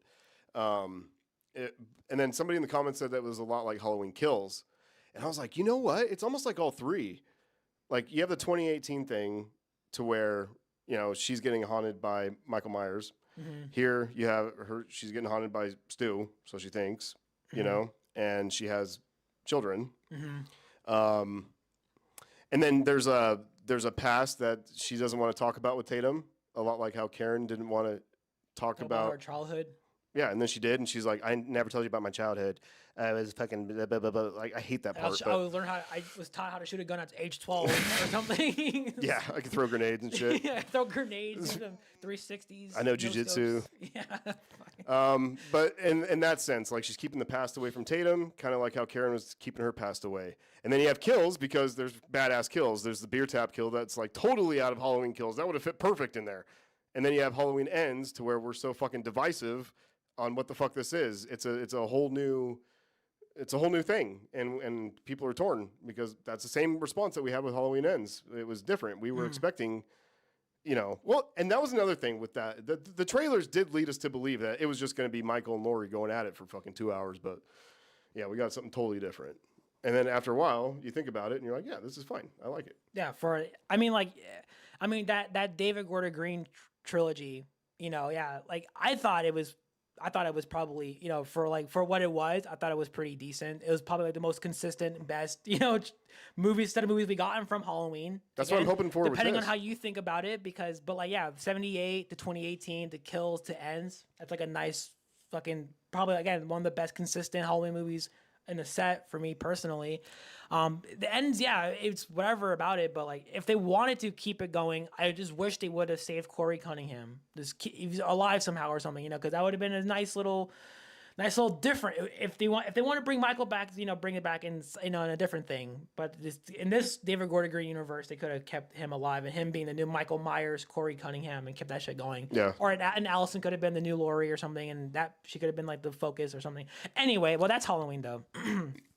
Yeah, hopefully they're doing something like that with this, to where they have plans. Like already. something planned. Obviously, they have an 8 in mind, but I feel like Kevin Williamson even he mentioned it because somebody asked him about a trilogy, and he said, "I think we always think of Scream as movies that come in threes, trilogies. We had 1, 2, 3. 4 was supposed to be the start of a new trilogy, but no one went and saw it." And then, it looked like 5, 6, and 7. The original 7 were supposed to be a trilogy. Yeah. So now, bam, we're starting new. Hopefully, they're thinking about trilogy and they have a through line, like Halloween 2018 through Ends. Even though I know they were changing a bunch of shit towards the end there too with Halloween Ends. David Gordon Green couldn't, but that's every fucking movie. Everybody's always changing shit. Yeah, they're writing shit like on the spot. Anyway. Mission Impossible does that a lot. And I'm like, with all the crazy shit that's going on in these movies, you guys are just like, How do you feel about jumping off a building? I can do it. I can do it. All right, let's go through more of the comments. God, it's hot in this motherfucker. Yeah, a little bit. Stephanie Page, my theory, what if Sam is actually Sid Billy's daughter? She gave her up before college. And Christina Carpenter adopted her? Christina Carpenter adopted her. Ooh. That'd be good. So again, something different, something crazy. I wanted to see Christina Carpenter. It sucks we'll never know her backstory. I mean, never say never in Hollywood. It could happen. It could happen, but you're probably right. You're probably right. I kind of that feel whole like Sam and Tara thing's done, so I don't think we're gonna see her. I feel like we're getting away from it. Because we did think like, oh, what if Christina Carpenter was a killer? We thought that was the past. That's fucking because you were with Billy and so was her and something. So what if it was Christina Carpenter? We really thought there was going to be a Maureen flashback for some reason. Yeah, we thought it was going to be a flash. Exactly. God damn it. Yeah, we thought some shit too. All right. They need to make Melissa return. I'm not political, and make the new kid stars again.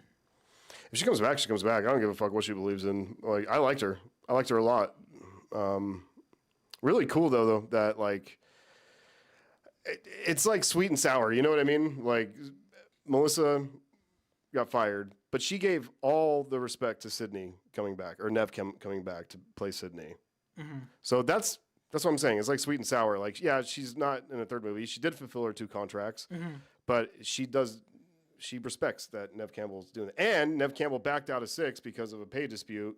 And I heard there was script shit too that she was like wanting to change because she didn't think it respected Sydney as a character. Yeah. And I like how she has a lot of say in these movies too, because like I said, she doesn't dumb down Sydney. Like she makes good moves. I don't understand why Tatum's. Yeah. They made her pretty dumb running through town, not calling the cops. I get there's curfew, but like doesn't mean cops are patrolling right now. They showed one, and she's just running around like help, like screaming everywhere. And I'm like, bitch, you got a phone? Yeah, for real. Because it happens when she locks herself in the coffee shop, and then Sydney calls her, and her phone's on her. I'm like, you didn't think to call fucking somebody, or even your mom, or anybody while you're running around through. Help. Yeah. Like, yeah. I get it though. It's she needs to be on her own. Even Jessica says that. Like we can't. Oh yeah. We can't protect our kids. We need them to protect themselves or something like that. And yeah, that's the focus is Tatum on her own. Could she handle it? She got pretty far. She got some cojones towards the end there, even though they got her, which was sick. That was a sick scene. Even though we saw it in that fucking little clip, it was sick when the Ghostface meets her outside and then the other one stands up. Yeah. Yeah, that show's awesome. Oh baby. Let's see. Braxton. Yeah. Well, I'm responding to the comments on YouTube. They're just old comments. So anything recent, like I read something, we talk about it for a minute, and then I go back, and by the time there's already other comments there. So if I'm not trying to be picky choosy. I'm just trying to like remember where I'm at and try to. They don't just show up in order. They do, but like some of them I have to go scroll through, and I don't want to like try to read all of them. So I just pick one that I think it's like the next one. Oh, but if I don't get to it, I'm sorry. I'm trying my best. I'm fairly new to streaming. I'm sorry. So, anyway, just wanted to clear that up because I guess he thought that we were reading comments somewhere else and not on YouTube or something. Oh, okay. Like I'm being picky choosy, and I'm not. I promise I'm not. I'm trying my best. I'm trying my best here. I'm sorry. You're doing good, man. You're doing good. It was fresh that nobody was influenced by Stab or Scream per se. Like you said, seems like there are 4 universes: Scream, Scream fans, Stab, and Stab fans. Oh, that's a good way of looking at it. Now it's like a revamping of the universe. I like that. Yeah. It's kind of like, dude, it's kind of like Halloween. Yeah. No shit. We're getting there to where you could pick your little... Pick your little adventure. Yeah, pick your adventure if you'd like. I like it. Enzo, you genius, bro. Genius.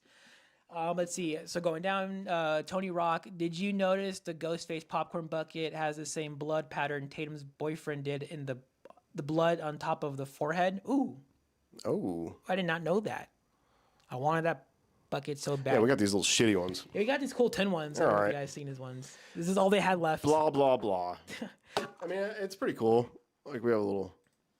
It's got a little ghost face on it. Little goose face. And it's an actual bucket. The comments are in the way. Camera left, camera right, whatever the fuck it is. I don't know. Yeah, these are cool too. So this one right here is this? Yeah. The one from the forehead right here. Oh no shit! Oh, you can't see the comments. Doy, let me move that out of the way. All right, did you guys get posters? Look check it out. Doy, that's cool. We got these bad boys. Oh, can you see it? It's pretty sick. We're gonna frame it. We're gonna frame it, bro.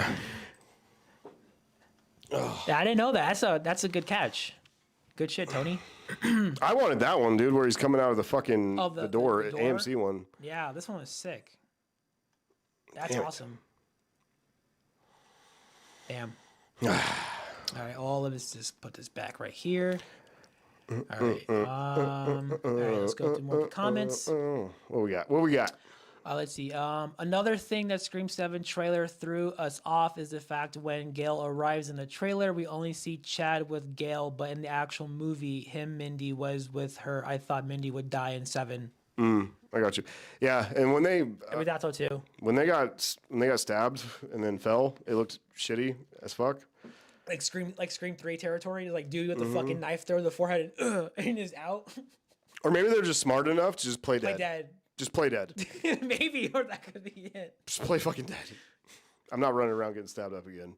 And Chad, yeah, especially Chad. I'm not going to do that shit again. Fuck that. And as much as I love Mindy and Chad, I love their back and forth. They definitely feel like brother and sister. I mean, Chad should be fucked up though in some way. He should have a lot more wrong with him. Yeah.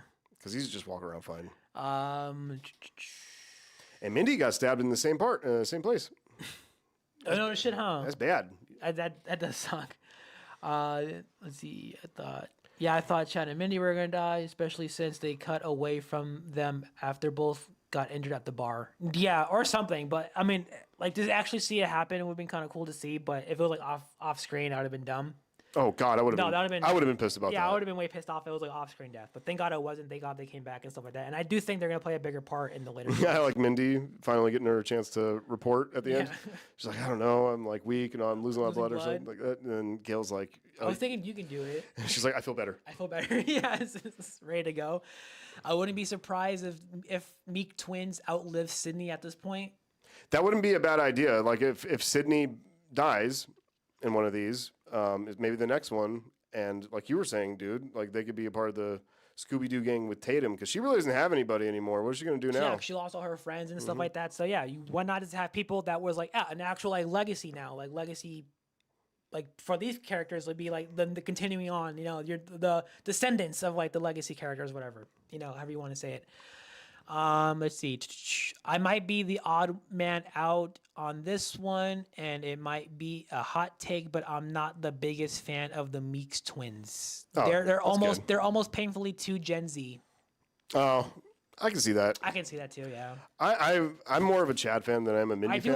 I do like Chad too. But I liked Mindy the best in this one. Mm-hmm.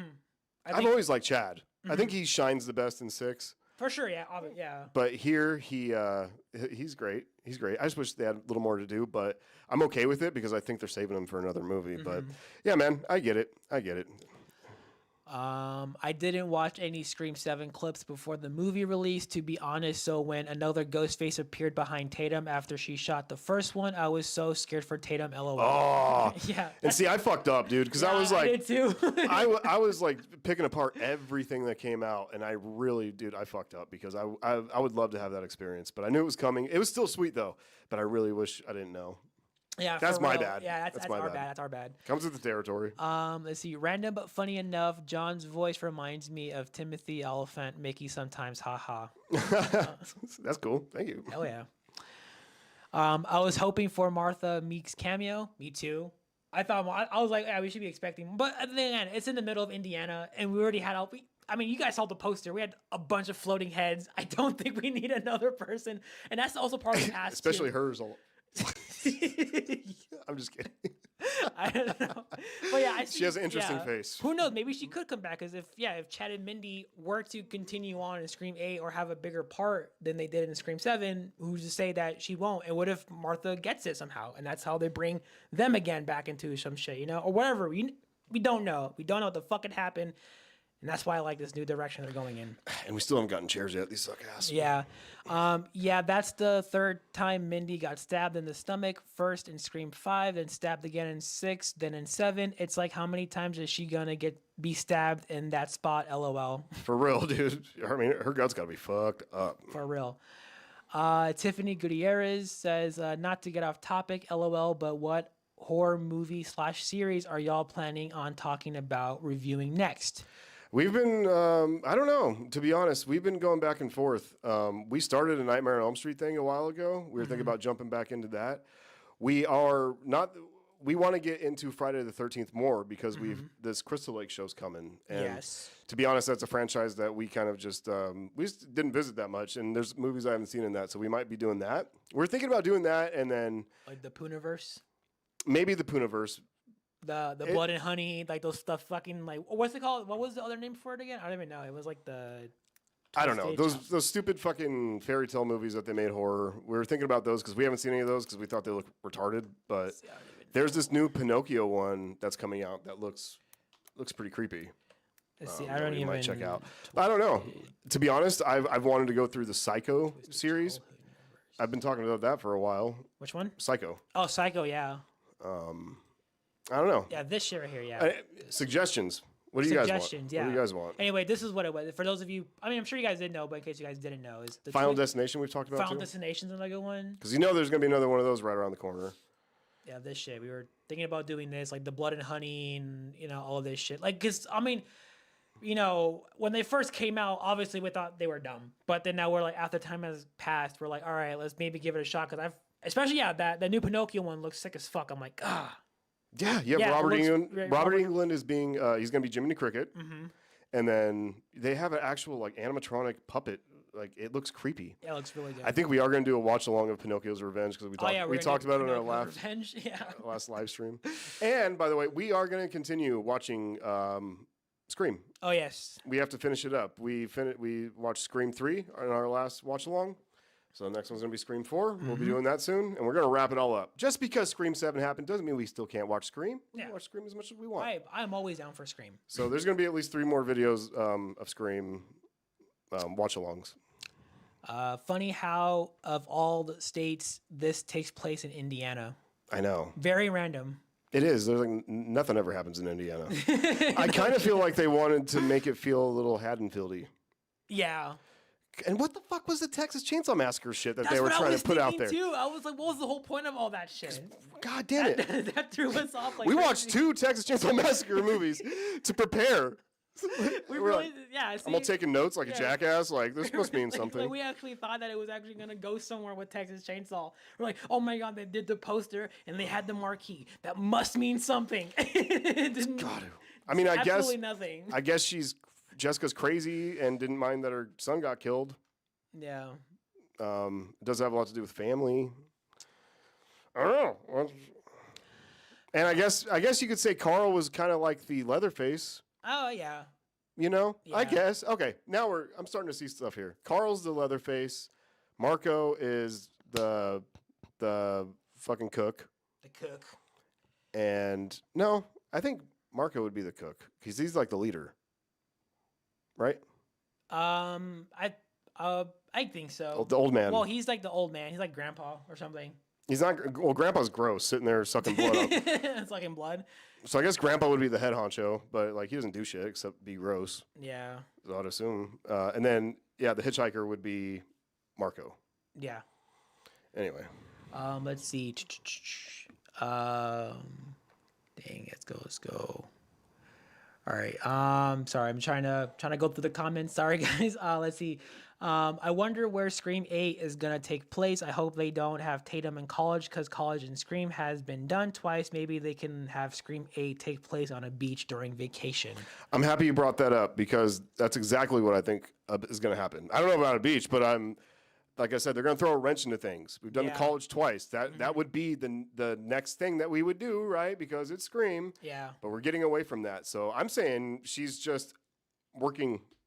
She has a job. Yeah, something normal or something. She has a job, and maybe she's in a band. Maybe she's like kind of, yeah.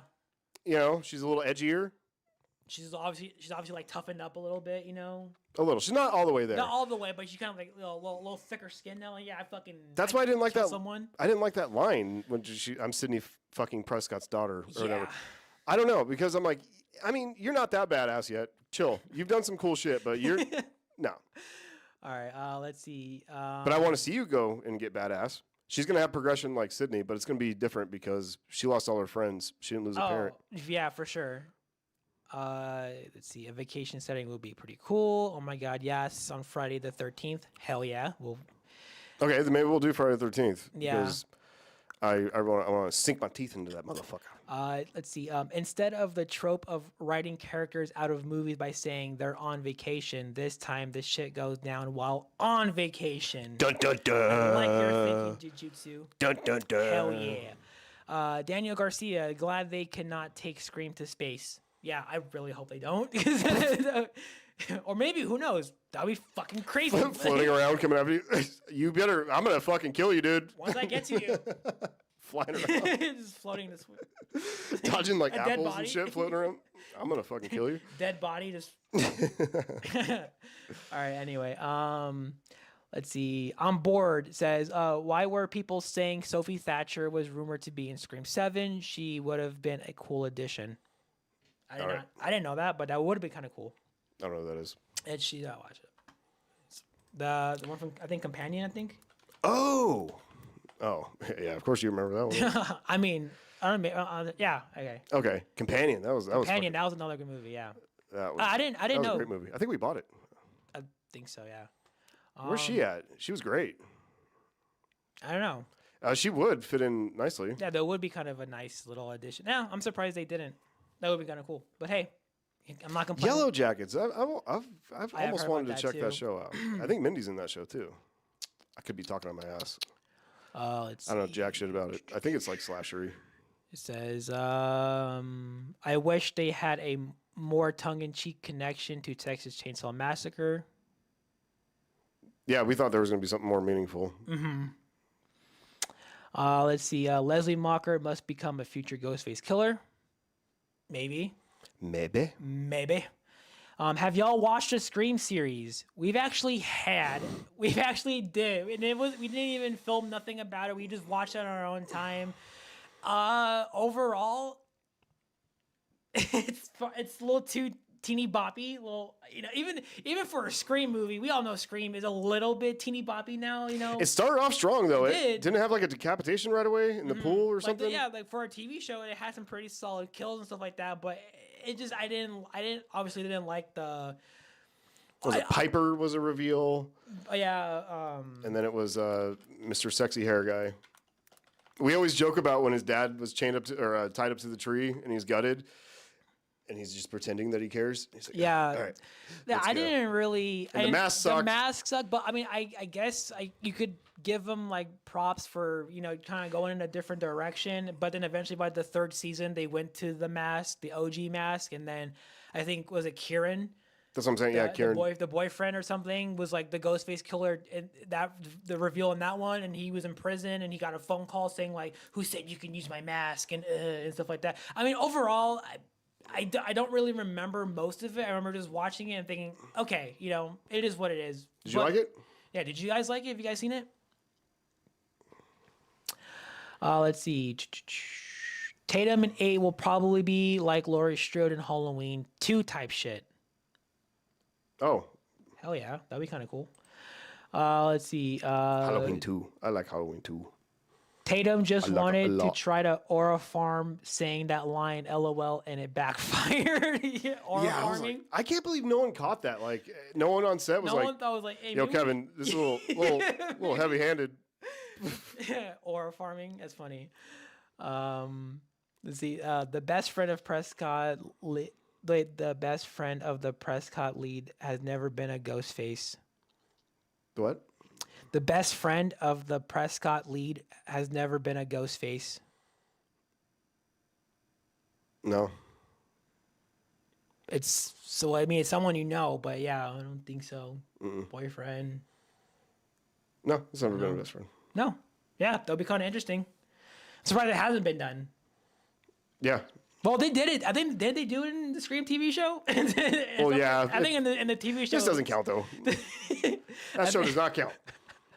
I think Scream 7 has the TCM connection through Sydney's family because Scream 7 was mostly about Sydney's family, and in TCM, it's about the Sawyers, would be my guess on that connection. Yeah, I thought that too. Yeah.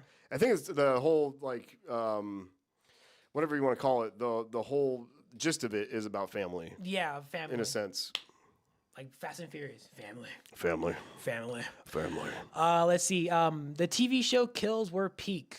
They were good. They were good. Yeah, for a TV show, they were actually really decent. And now that I'm thinking about it more, there was some cool shit. Like there was a history behind this mask, and it was like, almost like a Jason Voorhees kind of thing.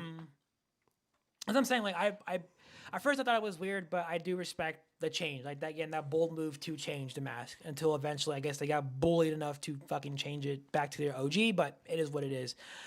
Let's see, Yellow Jackets is so good and eerie, and Mindy is in it. Oh, okay. So you cool. are. I might check it out, man, because it's been on for a minute. I think there's a few seasons of it. Oh, really? Well, there we go. Just give us something to watch.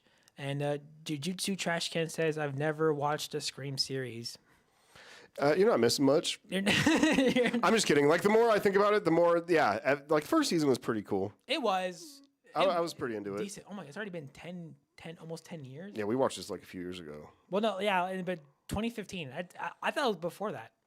I thought it was like, oh, it is around Scream 4 days. That's probably why I was thinking. Because I remember when this was airing on TV. Well, go back down. Oh, okay. What you thought you saw? I thought it said John Kramer. Oh, shit. I was like, no way, his name's John Kramer. I need some agua. I got that Kamala Harris mouth going on, you know what I mean? Smacky, smacky. Oh, yeah, there was I Know What You Did Last Summer show. Was there really? Yeah, I think it sucked ass. Damn. They just can't win with that, man. They just could not win. We mention it like every fucking stream, but fuck that movie. Fuck that latest I Know What You Did Last Summer. It can rot in hell. Damn, I didn't even know that. That's crazy as fuck. Wow. 2021. How many episodes do they have? It had like 1 star. 8 episodes? Damn. And they said, okay, we're done with that shit. It's Thursday. It says teenager stalked by mysterious killer a year after a fatal accident on the night of the graduation. But really, we shouldn't knock it till we try it. But I guess. It's on Prime for free. So there we go. We're going to watch it on Prime for free. All right, let's go back to you guys for a second. The Scream series was okay. I agree. Very teeny boppy. They had some okay parts. Yeah, that's exactly how I felt too. Now that you guys brought up Fast and Furious, I kind of want to see Vin Diesel in a Scream film. Dude would use his car to be Ghostface with the power of family. LOL. and he doesn't need a voice changer. He does. Oh, Vin Diesel as Ghostface? That would be funny. I'm outside your house. Crazy enough that I Know What You Did Last Summer TV show doesn't even have a killer in it, which is why it's most hated. Oh, really? Oh my God. Wow. Why would they do that? Because, dude, I don't care, man. I love the original fucking I Know You Last Summer. I like the first. I like the second one too. I do. I like them both. The second one is actually pretty decent. Like on the island and shit. It was actually a nice little. And then the fucking storm happening, and it makes the sense for the Slicker outfit to be there and stuff like that. The first two, awesome. I didn't see the third one because you said it didn't matter anyway. And then this new one, slap in the face. I didn't like that's a fucking bad movie. No, it's I'll Always Know What You Did Last Summer. That third one is like Jeepers Creepers Reborn status. Oh damn. It's bad. Jeepers Creepers Reborn is worse, but like yeah, that I'll Always Know What You Did Last Summer. I bought that. I was like, it went straight to DVD. I was like, oh shit, I'll check it out. I bought it. I wasted money on it, dude. It was terrible. Goddamn. The fisherman was actual like ghost monster fisherman. In the third one. Spoiler. Spoiler. Oh, I have like no interest in it anyway because you said it doesn't have nothing to do with like the movie and stuff like that. And I love seeing fucking Jennifer Love Hewitt back and everything, and then they tease Brandy at the end, and I'm like, that's fucking sweet, but I don't know what you guys are doing because you guys are so goofy with the fucking movie. Yeah. Which was kind of like, it was funny and stuff. I don't know. We talk about it every goddamn time we're on here, but like, it had its moments. But I didn't like fuck the Ray reveal. Fuck Ray reveal. I think that fucked. And then it's like the way they did it too. I'm like, you couldn't have had something like the second movie, to where it's like, it's not my blood, Julie.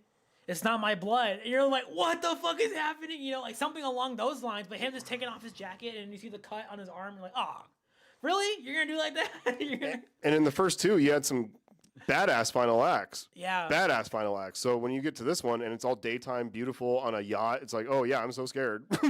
Ooh, creepy. Atmosphere is way off. I didn't know what the fuck they were doing. That's a bad movie.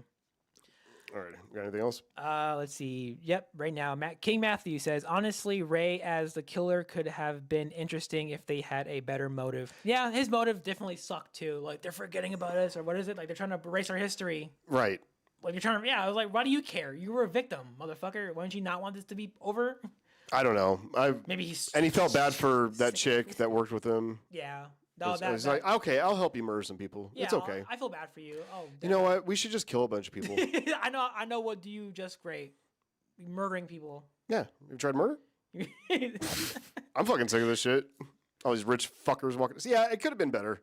Yeah, I think that's what it is too. Like, and if there's a decent chase scene or a fight between Julie, James, and Ray, what are we doing? Why was it so simple and stupid? Yeah. But yeah, okay, I'm excited. And now I think we're gonna do Friday the 13th. Oh fuck yeah! I think that's our next one. And also too, like surprisingly so, the new characters didn't really bother me as much as I thought they're, because that's usually like how things are, and like no, especially the blonde chick. She was funny as fuck. Yeah, everyone did great. Everyone did. Like again, as I'm saying, like when it comes to these movies like this, you would think like, oh, new cast, they're gonna be like whatever, you're gonna care about the legacy characters more, and then that shit, and then they know like everyone, these new people did really great, and I was really surprised. What did you guys think about the Scary Movie trailer? Oh yes, that was a nice little present that we got ahead of Scream 7. Yes, it was. Oh my god, our first theater was, they were like when Smokey, and he was like Smokey or Shorty. Shorty.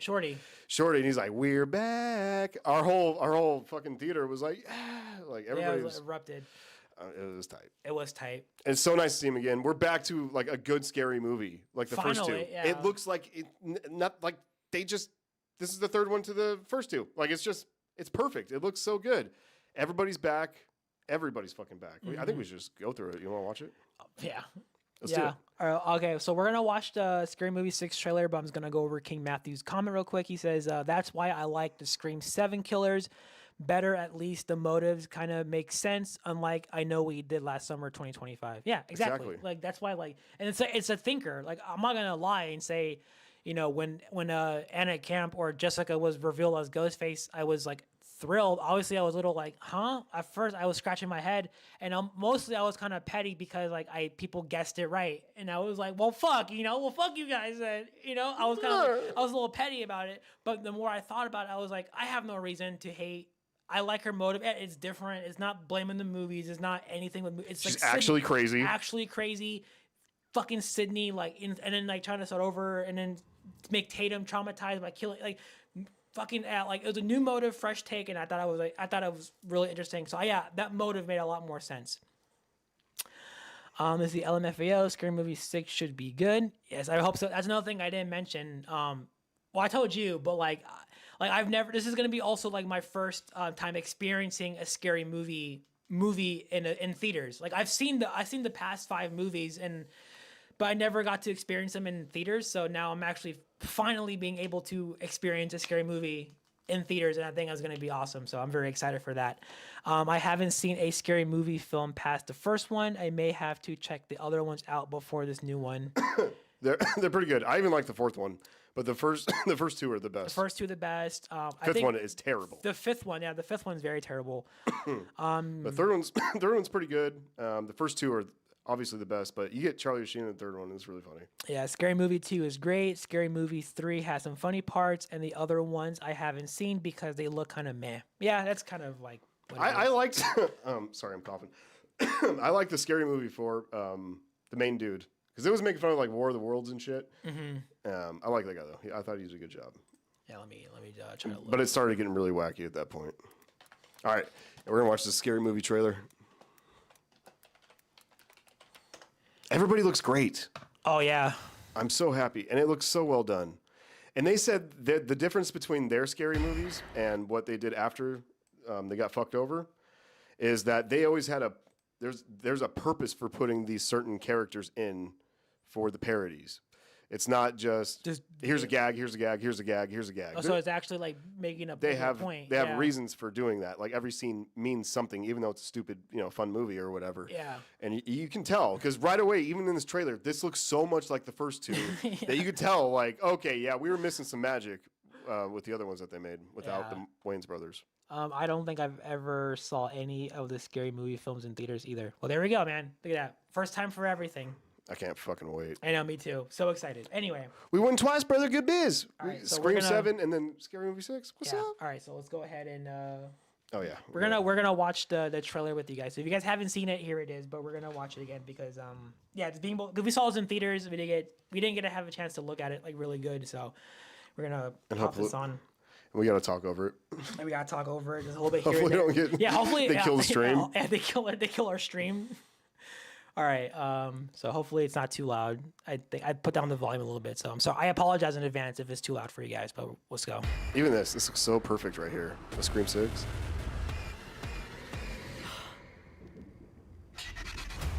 People are saying that looks like Erica Kirk. Oh, damn.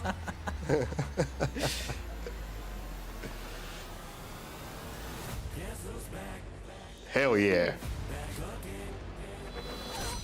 My God, he stabbed her. Not her. My pronouns are they, them. Them. Be back. Right there, dude. Our whole audience is like, woo! Yeah, let's go. Yeah. There's a serial killer on the loose. Gotta see him back. I have been preparing for this for years. Hello. She looks so funny. She has such a dumb face. Should we hug? I really want to, but I'm a Republican now, so I'm supposed to. Anyway, come here. Oh yeah. I love how everything's on the table. They're not giving a fuck. Right here is my favorite part. Do some half gay shit. Why just half gay?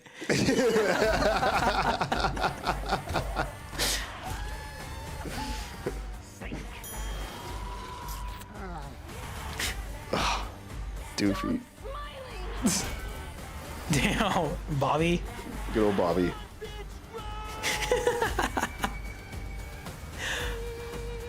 And how perfect is that? The small hands guy is the fucking long legs dude now. Have the substance. Gave me a severed arm. Be sure to thank him. What the? Ah, they flippered out. Why the but you can show dildos and balls and stuff, but you can't say Say fuck? fuck. Bitch, we on break. So you handle yours. I'll be right or here.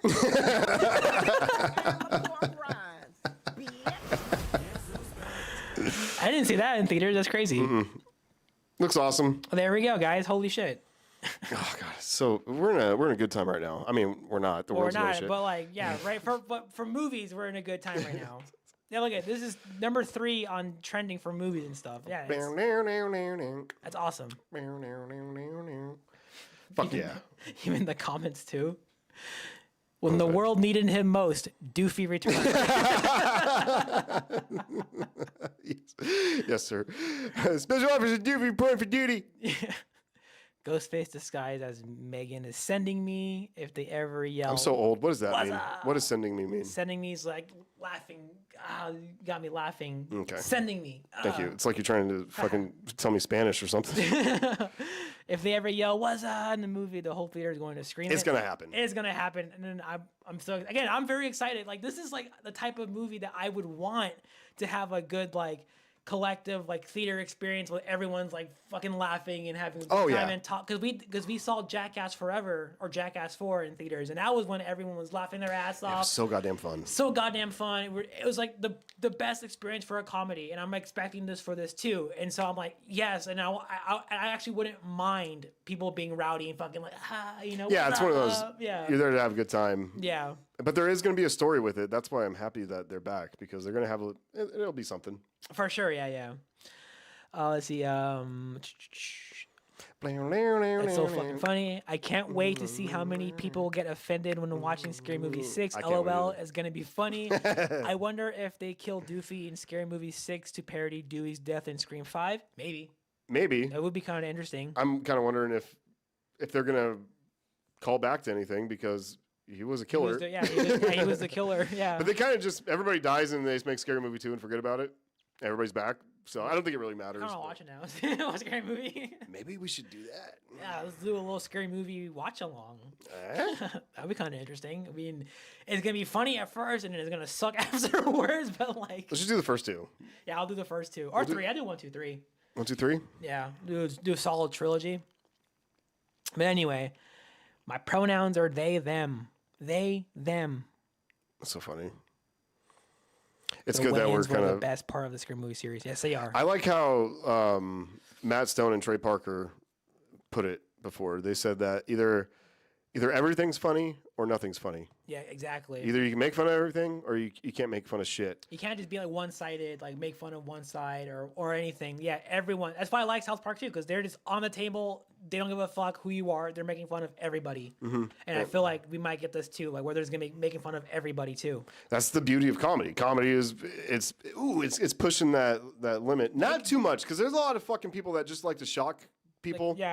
And say stupid shit, just say stupid shit. But like, no, like to really have a funny purpose for the joke, and you know, It's like not. you got to push that line a little yeah. bit. But it all comes from fun. We're all just poking fun at each other. The best is Jeff Ross. Jeff Ross is one of my favorite comedians of all time. Him and David Tell just roasting people is the funniest thing in the world. Jeff Ross is the roast master. He has always been. He's the man.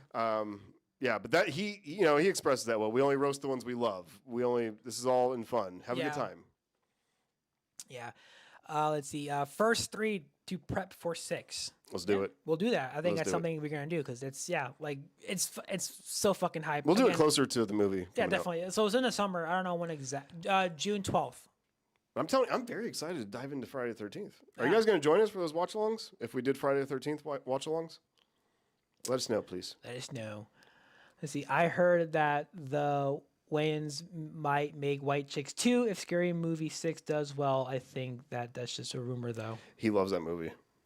I've never really given it a fair shot. I thought it looked creepy. Well, it's like one of those movies that I just grew up watching like a lot. Oh, people love it. Yeah, like it's like one of that was cause I know they did other movies too. They did what was it like Major Pain and stuff like that was Damon Wayans. Yeah, but like that earlier, the Wayans brothers. Yeah, the earlier versions of their movies like that. I never really seen most of them, but I did grow up like watching White Chicks and stuff like that. Their show was great too. The Wayans brothers show. Yeah, I was saw so funny. We can watch. It's probably free somewhere. On Tubi or something or whatever. But but like I grew up watching that. So if they do make a White Chicks 2, that's fucking awesome. Like I would be, and it should. Like I feel like a nice little legacy sequel and see where everyone's at today and whatever. And they might have to dress up again or something. Like I feel like if this does well, please make a part 2 to that because that would be fucking awesome. Just made me think. What the fuck is Damon Wayans doing now? You guys remember Damon Wayans? What happened to him? He's funny as shit. I haven't seen him in forever. That's the power of the internet. Where'd you go, man? Homie, don't play that. Homie, don't play that. Homie, don't play it. Homie the Clown. You probably don't know what I'm talking about. In Living Color. Let's see what's he doing now. I don't even know what he's doing now. There was a Lethal Weapon show? There was? Damn. Look at that. The more you know. There, my wife and kids. He did that for... Oh, damn. That lasted quite a while. Damn. Whatever. He probably doesn't have to do shit now. Oh, for sure not. Yeah. I would love to see him again if he was like a surprise cameo in here. That'd be cool. Surprise cameo just for you. Surprise cameo. Let's see. That's what my philosophy is. Make fun of everyone equally. Absolutely. Yeah. Have some fun. That's it. Laugh at yourself too. Laugh at yourself. Yeah. Like, yeah. Just if you can't take it, don't dish it out or whatever the saying is. You know. No, it's fine. You gotta just come on, man. Yeah. We gotta have a good time while we're here. At the end of the day, like even for us too, like we make fun of whatever, but like at the end of the day, it's like it's all out of love. It's not like anything personal. Things are taken way too serious nowadays, and it's we gotta laugh, people. All right, hell yeah, I'll join those watch-alongs. Cool. All right. Good shit. Fuck yeah. I'll be in the chat for the Friday the 13th watch-alongs, although I won't lie, I'm more of a Freddy Krueger fan than I am a Jason fan, but I still enjoy Friday the 13th. Those watch-alongs should be fun. We will get to Nightmare on Elm Street because, like I said, we started watching them before, just here and there, and I think we're on the 4th one now, and... Yeah, but then the Scream started taking off, and we just started, putting all our time into Scream, and we were wondering about getting back into it. But now that we're gonna do Friday the 13th, I think we might just completely start over Nightmare on Elm Street with you guys after Friday the 13th. Yeah. At some point, I think that makes sense. That way we can do it all fresh with you guys and have a good time watching along. But I am excited to get back into it and watch 4 on because I feel like the first 3, especially 1 and 3 of Nightmare, dude, I've seen so many goddamn times. I like them, but I want to see the other ones. I want to keep going, even though they get really stupid. There's really fun nightmare scenes and shit. It gets really dumb, but it's Freddy. Come on, who doesn't love Freddy? And dude, New Nightmare. New Nightmare is sick. New Nightmare is one of my favorite movies of all time. I love New Nightmare. You loved it too. I loved it too. I really love New Nightmare. Yeah. Miss me. Oh, fuck yeah, dude. Come here, Freddy. Yeah, and that's like the most scariest version of Freddy too. I think so. What's the scariest version of Freddy for you guys? Yeah, what's your guys' scariest version of Freddy? Let's see. New Nightmare. I love this look. Oh my. I didn't like the leather pants though, but I love the coat. Look at that one right here. That is a sick shot. I have to see if I can do this. It's like a statue or something. That's cool as fuck. Statue. Yeah. I like them in here. A lot of people I've heard it's probably going to be Freddy's Revenge. That's usually people's go-to for the scariest version. And I like the claw in here, the bone claw with the meat and everything. No, yeah, this is like those are the nightmare. Yeah, look at this fucking hand is sick. That's that right sick. There, where he first opens the closet, right next to him. This one here. Yep. Miss me. That's that part. Look at it. That's badass. Yeah. He looks like a little more ripped. Like he looks buffer, bigger, scarier. Robert Englund, the fucking man. He is the fucking man. And this was genius. This was ahead of its time for sure. Wes Craven was brilliant. I know, making it like fucking like real life and shit. Like that is, yeah. And Kevin Williamson has some of that in him. Oh, for sure. Thank God he works with Wes Craven. And I feel like he could do something cool like this. Not, I mean, if he wants to make Scream like, yeah, like New Nightmare, like real life, like Nev Campbell, real life and shit, you know, it would become a nice little homage to Wes Craven. But They got Dave McRae's right there. where is it at? There's a right there, Dylan's New Nightmare. Did you guys ever see Dylan's New Nightmare? Oh, A fan film. Yeah. Dave McRae, he fucking nailed it as Freddy, dude. Oh yeah, he's really good. And they actually brought back Dylan in here. It's sick. You guys should check it out. Anyway, Let's see what you guys are saying. I'm just rambling over here. I feel like Nightmare 3 should have been the ending of Nightmare on Elm Street films. It just seemed like it was the final movie, especially Nancy dying. That's fun, yeah. It did. Yeah. Either First Nightmare or New Nightmare. In New Nightmare, his face looks so much more demonic. So the first Nightmare on Elm Street or this new one too. New Nightmare. Yeah. Yeah, you rarely hear number one. That's good, man. I like to hear Yeah, that. respect. Yeah. Scariest version of Freddy to me is probably Nightmare 3, especially that scene where he made that dude walk like a puppet and had to jump from the roof. My was whole fucking life. It grosses me out every fucking time, dude. You could feel that shit. You could feel like his like veins are God coming damn it. out, and he's like walking like You just had to bring it up, huh? yeah, You just had to bring it up. terrifying. I don't like that. The Ew. nerves and shit. There's some sick shit in Dream Warriors. I love Dream Warriors, yeah, but it's just like I've seen it so many goddamn times. But the Snake Freddy is great. Freddy is awesome. There's some really sick shit, and that's Yeah. when you had to like make shit back in the day. They still do, but practical. pretty much everything's Yeah. fucking practical in those things. Let's see. The only Nightmare film I haven't seen is the Nightmare 2010. I heard that one was bad. I may give that one a watch eventually, though. Yeah, I think I remember like seeing it like once. I think like I don't remember it at all, but I do remember like seeing it and seeing some clips from it, and I just did hear too like it's like not bad or it's like bad, not the best. I wouldn't mind watching it again though too. Maybe What's his name? I always fuck up his name. Kyle Gallner or whatever. Kyle Gardner. Oh, which one? What is his name? The guy that was just in like Strange Darling and stuff.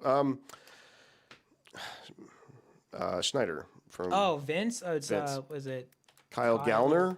Gallagher? Gallner. Fuck it. I always want to say Gallagher. Anyway, this guy. This dude. This is one of the first times I saw him. I remember he was in this and he was in that Connecticut movie, Haunting in Connecticut, where they're all throwing up that gross shit and it's all floating up in the air. Oh, yeah. Damn. Ew, what is that one? Why does he look like that? This one? Yeah. Welcome everybody. Oh no, this is now oh no, never mind. What the fuck is this from? I don't know. Pro-lifer. He is emo. Jennifer's Body, that's what it is. I've never seen Jennifer's Body. I did. I watched it again probably like one time too. How'd it make you feel? Changed me, dude. Changed my life. Jennifer's Body changed my life. That's when Megan Fox was like the shit. Everybody was, Yeah. She was the hottest thing ever. That's awesome though.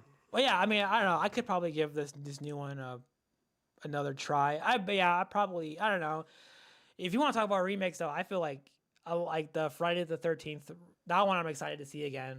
If we're doing Friday the 13th, I'm very excited to see the remake. That one was fucking awesome, dude. Yeah, and I'm excited. There's a bunch I haven't seen. Not a bunch. There's like probably 3 that I haven't seen, maybe 4. But I'm taking a deep dive like we did with Scream. Like I wanna get deep into it. Deep. Get deep into it. I wanna have some fun too. No, for sure, yeah. It's gonna make me want to drink though. I'm trying to do that so much anymore. But, yeah. There's something about Friday the 13th that puts me in summer mode, and summer mode is always like beers, chilling.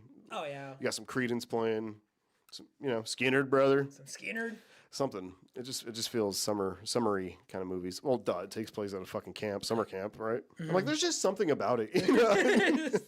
It's like almost they have like a camp vibe. I don't know. Something about it's like hot and sunny, and you're at a camp. Stinky, And, yeah. what's the word? Oh man. Let's see. Well, aside from like A Nightmare on Elm Street and Friday the 13th, what other like franchises are you guys like interested in seeing us do? Because I think we already listed a couple of ones too. Like we listed like Final Destination. It's another like franchise I really like love. Like I really love Final Destination. I really love Saw. I would like to do some Saw with you guys too if you guys are into that as well. Love Saw. Love Saw.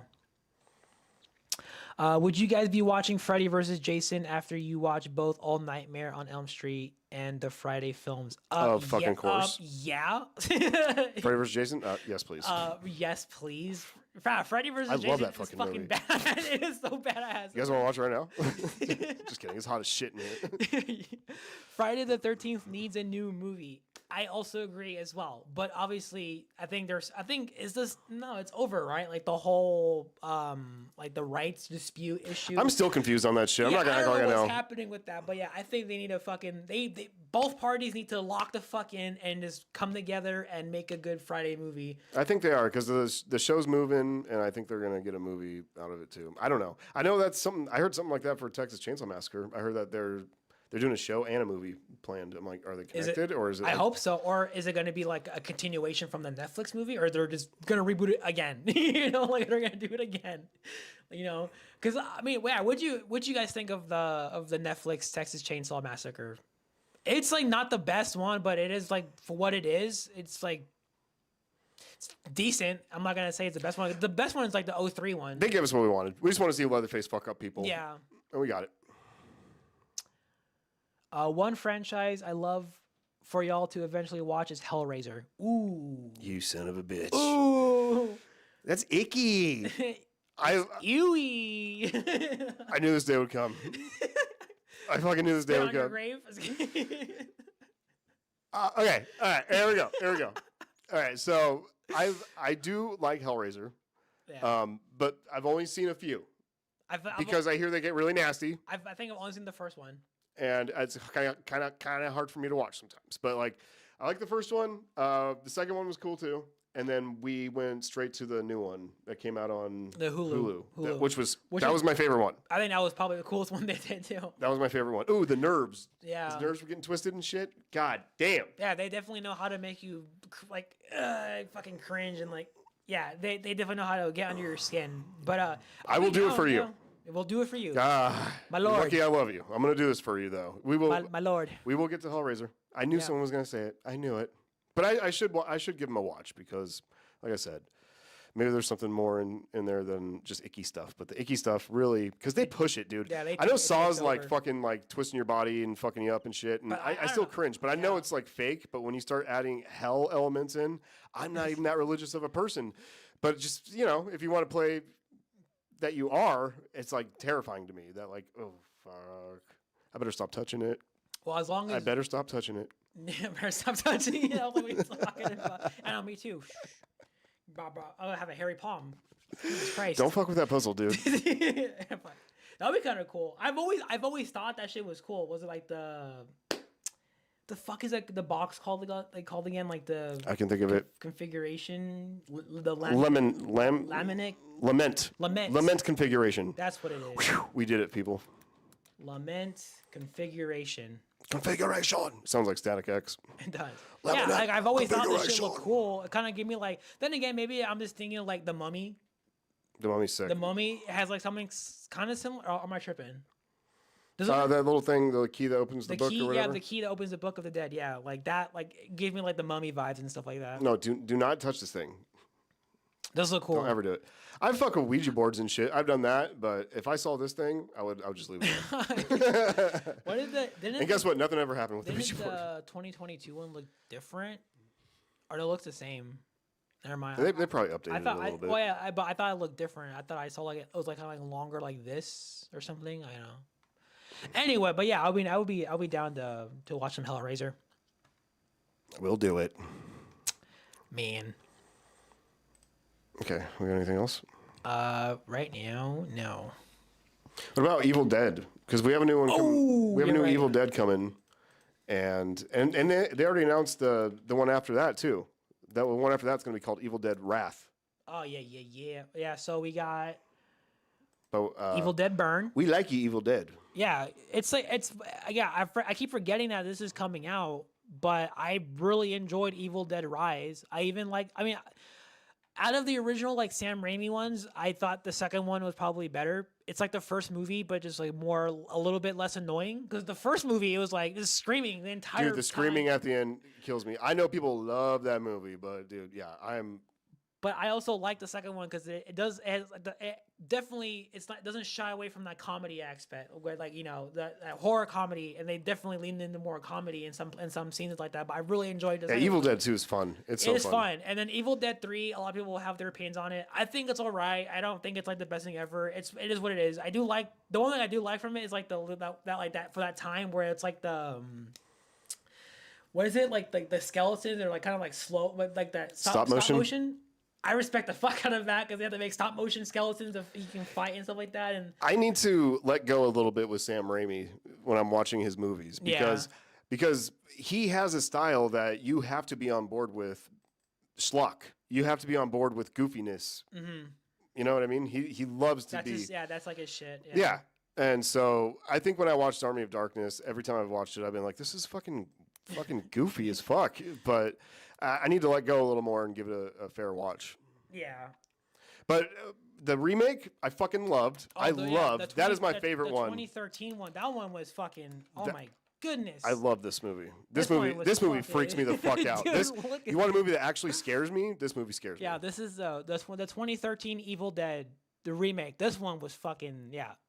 This one was, but Evil Dead Rise was the next one, and I thought Evil Dead Rise was really good too. I think it was a good mix of old school and new. Mm-hmm. Like it looked like this, but then it had hella elements from fucking old Evil Dead, like goofy shit. Yeah, and then they brought like the chainsaw and all that stuff. You gotta have that. Gotta have like the chainsaw and whatnot, but Mommy's with the maggots now. Yeah, like I really enjoyed this movie a lot. And I want to see it again. Yeah, I really want to see it again. What about this? Too. You guys want to watch Long Evil Dead? Because that shit's coming out. We can blow through this. Make a list and stuff like that. But yeah, so then they just finished Evil Dead Burn, and we're getting that soon. And then they just talked about Evil Dead Wrath, which I mean, who the fuck knows what this is going to be about? But look at this retro look, though. But I did like this though. Yeah, this That'd be a sick shirt. Retro. Yeah, the way it looks and stuff like that. Interesting. So I'm like, it's crazy as fuck that they're already like this very quick with it, but yeah, are we going back in time because they have introduced time travel before? They had no shit, no shit, huh? Let's see. I haven't seen the newest Evil Dead 2013 remake was good as fuck. The blood rain scene is wild. Yeah. Fuck yeah. I haven't seen any of the Evil Dead movies after the remake. I mean, you just need Evil Dead Rise. Evil Dead Rise, and also if you want to check out the OG ones are also good too. But if you literally just watch the second movie and the third one, because the first one is like the first and second one are like pretty much the same story. It's like the exact same thing, except you don't really get much of the friends or something. It's like something weird like that, or it's like in the second one. It's like after. Isn't it like that? Now I'm confusing myself now. It's weird. Like he goes back to the cabin. He's by himself, and deer start talking to him. But I think I mean, if you want to watch the first one, but I just the screaming is like annoying as fuck though. Like I feel like he did the first one, and then he did a remake of his own movie, but he did it the way he wanted to do it. And then you get led into Army of Darkness after that. Mm-hmm. So I think just watch the second movie and then go to the Army of Darkness, and then you can go on to the remake, and then Evil Dead Rise, and then Burn, and then Wrath. I've never seen the show too. I want to make sure you guys are into it because I don't want to waste everybody's time unless you guys, because Evil Dead Rise, I want to give it another watch. I think we bought it. I think I bought it. Evil Dead Rise, I think so too. I think I did because I really enjoyed it. But maybe we would just do like Evil Dead, the remake, Evil Dead Rise, and then Evil Dead Burn when it comes out. Like yeah. Maybe we don't have to go far back. We can just do the most recent ones. King Matthew says, I actually haven't seen any Evil Dead film past Army of Darkness. I've been meaning to watch Evil Dead 2013 and Evil Dead Rise. I wasn't the biggest fan of Army of Darkness. I loved the first two. Dude, very brave of you because I swear people praise Army of Darkness. And like I said, I want to go into it a little more open-minded, but it's never done anything for me either. No, I mean, as I'm saying, like, I personally, again, I'm just like, I think it's all right. You know, like, it's not. I could see, I do like the little things that they did that I can respect it, but it is what it is. I do like the lines that Bruce Campbell has in it. That's what it is. If you like if you like Bruce Campbell, I think you like Army of Darkness. He's great. Mm-hmm. But I don't know. It's meant to be like schlocky like that, and I think I just need to like just open my mind a little bit. Open your mind. I've seen them all. The first two and remake are my favorites. Yeah. I also like Evil Dead Rise too. Evil Dead Rise. If you haven't seen that, I recommend it because it's kind of what John said. It's just a good combination of like the new and the old into one movie. Army of Darkness was kind of trying too hard to be whimsical, in my opinion. I think that's what it is too. A lot of people probably it's like you kind of have to be into that shit, I guess. Like that, like fucking medieval time and whatever. Which I'm not. Yeah. So I'm saying like if I think you might have to be kind of into that shit to like it or what. I'm okay with it. I thought I just like the stop motion and I like the fucking his lines. Yeah, just Bruce Campbell in general. I think he's just gonna. The only medieval thing I like is Jim Carrey and Cable Guy at medieval times. Medieval times. It's great. I'm gonna have to check out Rise. Hell yeah, dude! I recommend it. It's sweet. It is sweet, and then it'll probably get you excited to see Evil Dead Burn, and then Evil Dead Wrath once it's. I kind of want to watch it now. Evil Dead Rise. Should we wait for you guys? You guys want to do a watch along with that one? Yeah, let us know. We're all over the place. We're like, what do you guys like? Do you guys like this? Do you guys still like us? And thank you once again for joining us. Yes, thank you guys. Oh man. All right, but for sure we're going to be doing Friday the 13th, which is going to be fun. How many fucking movies are in Friday the 13th? It's a good like question. 9? Like if you want to just do like the actual movies, or do you want to do like including the remake or? Yeah.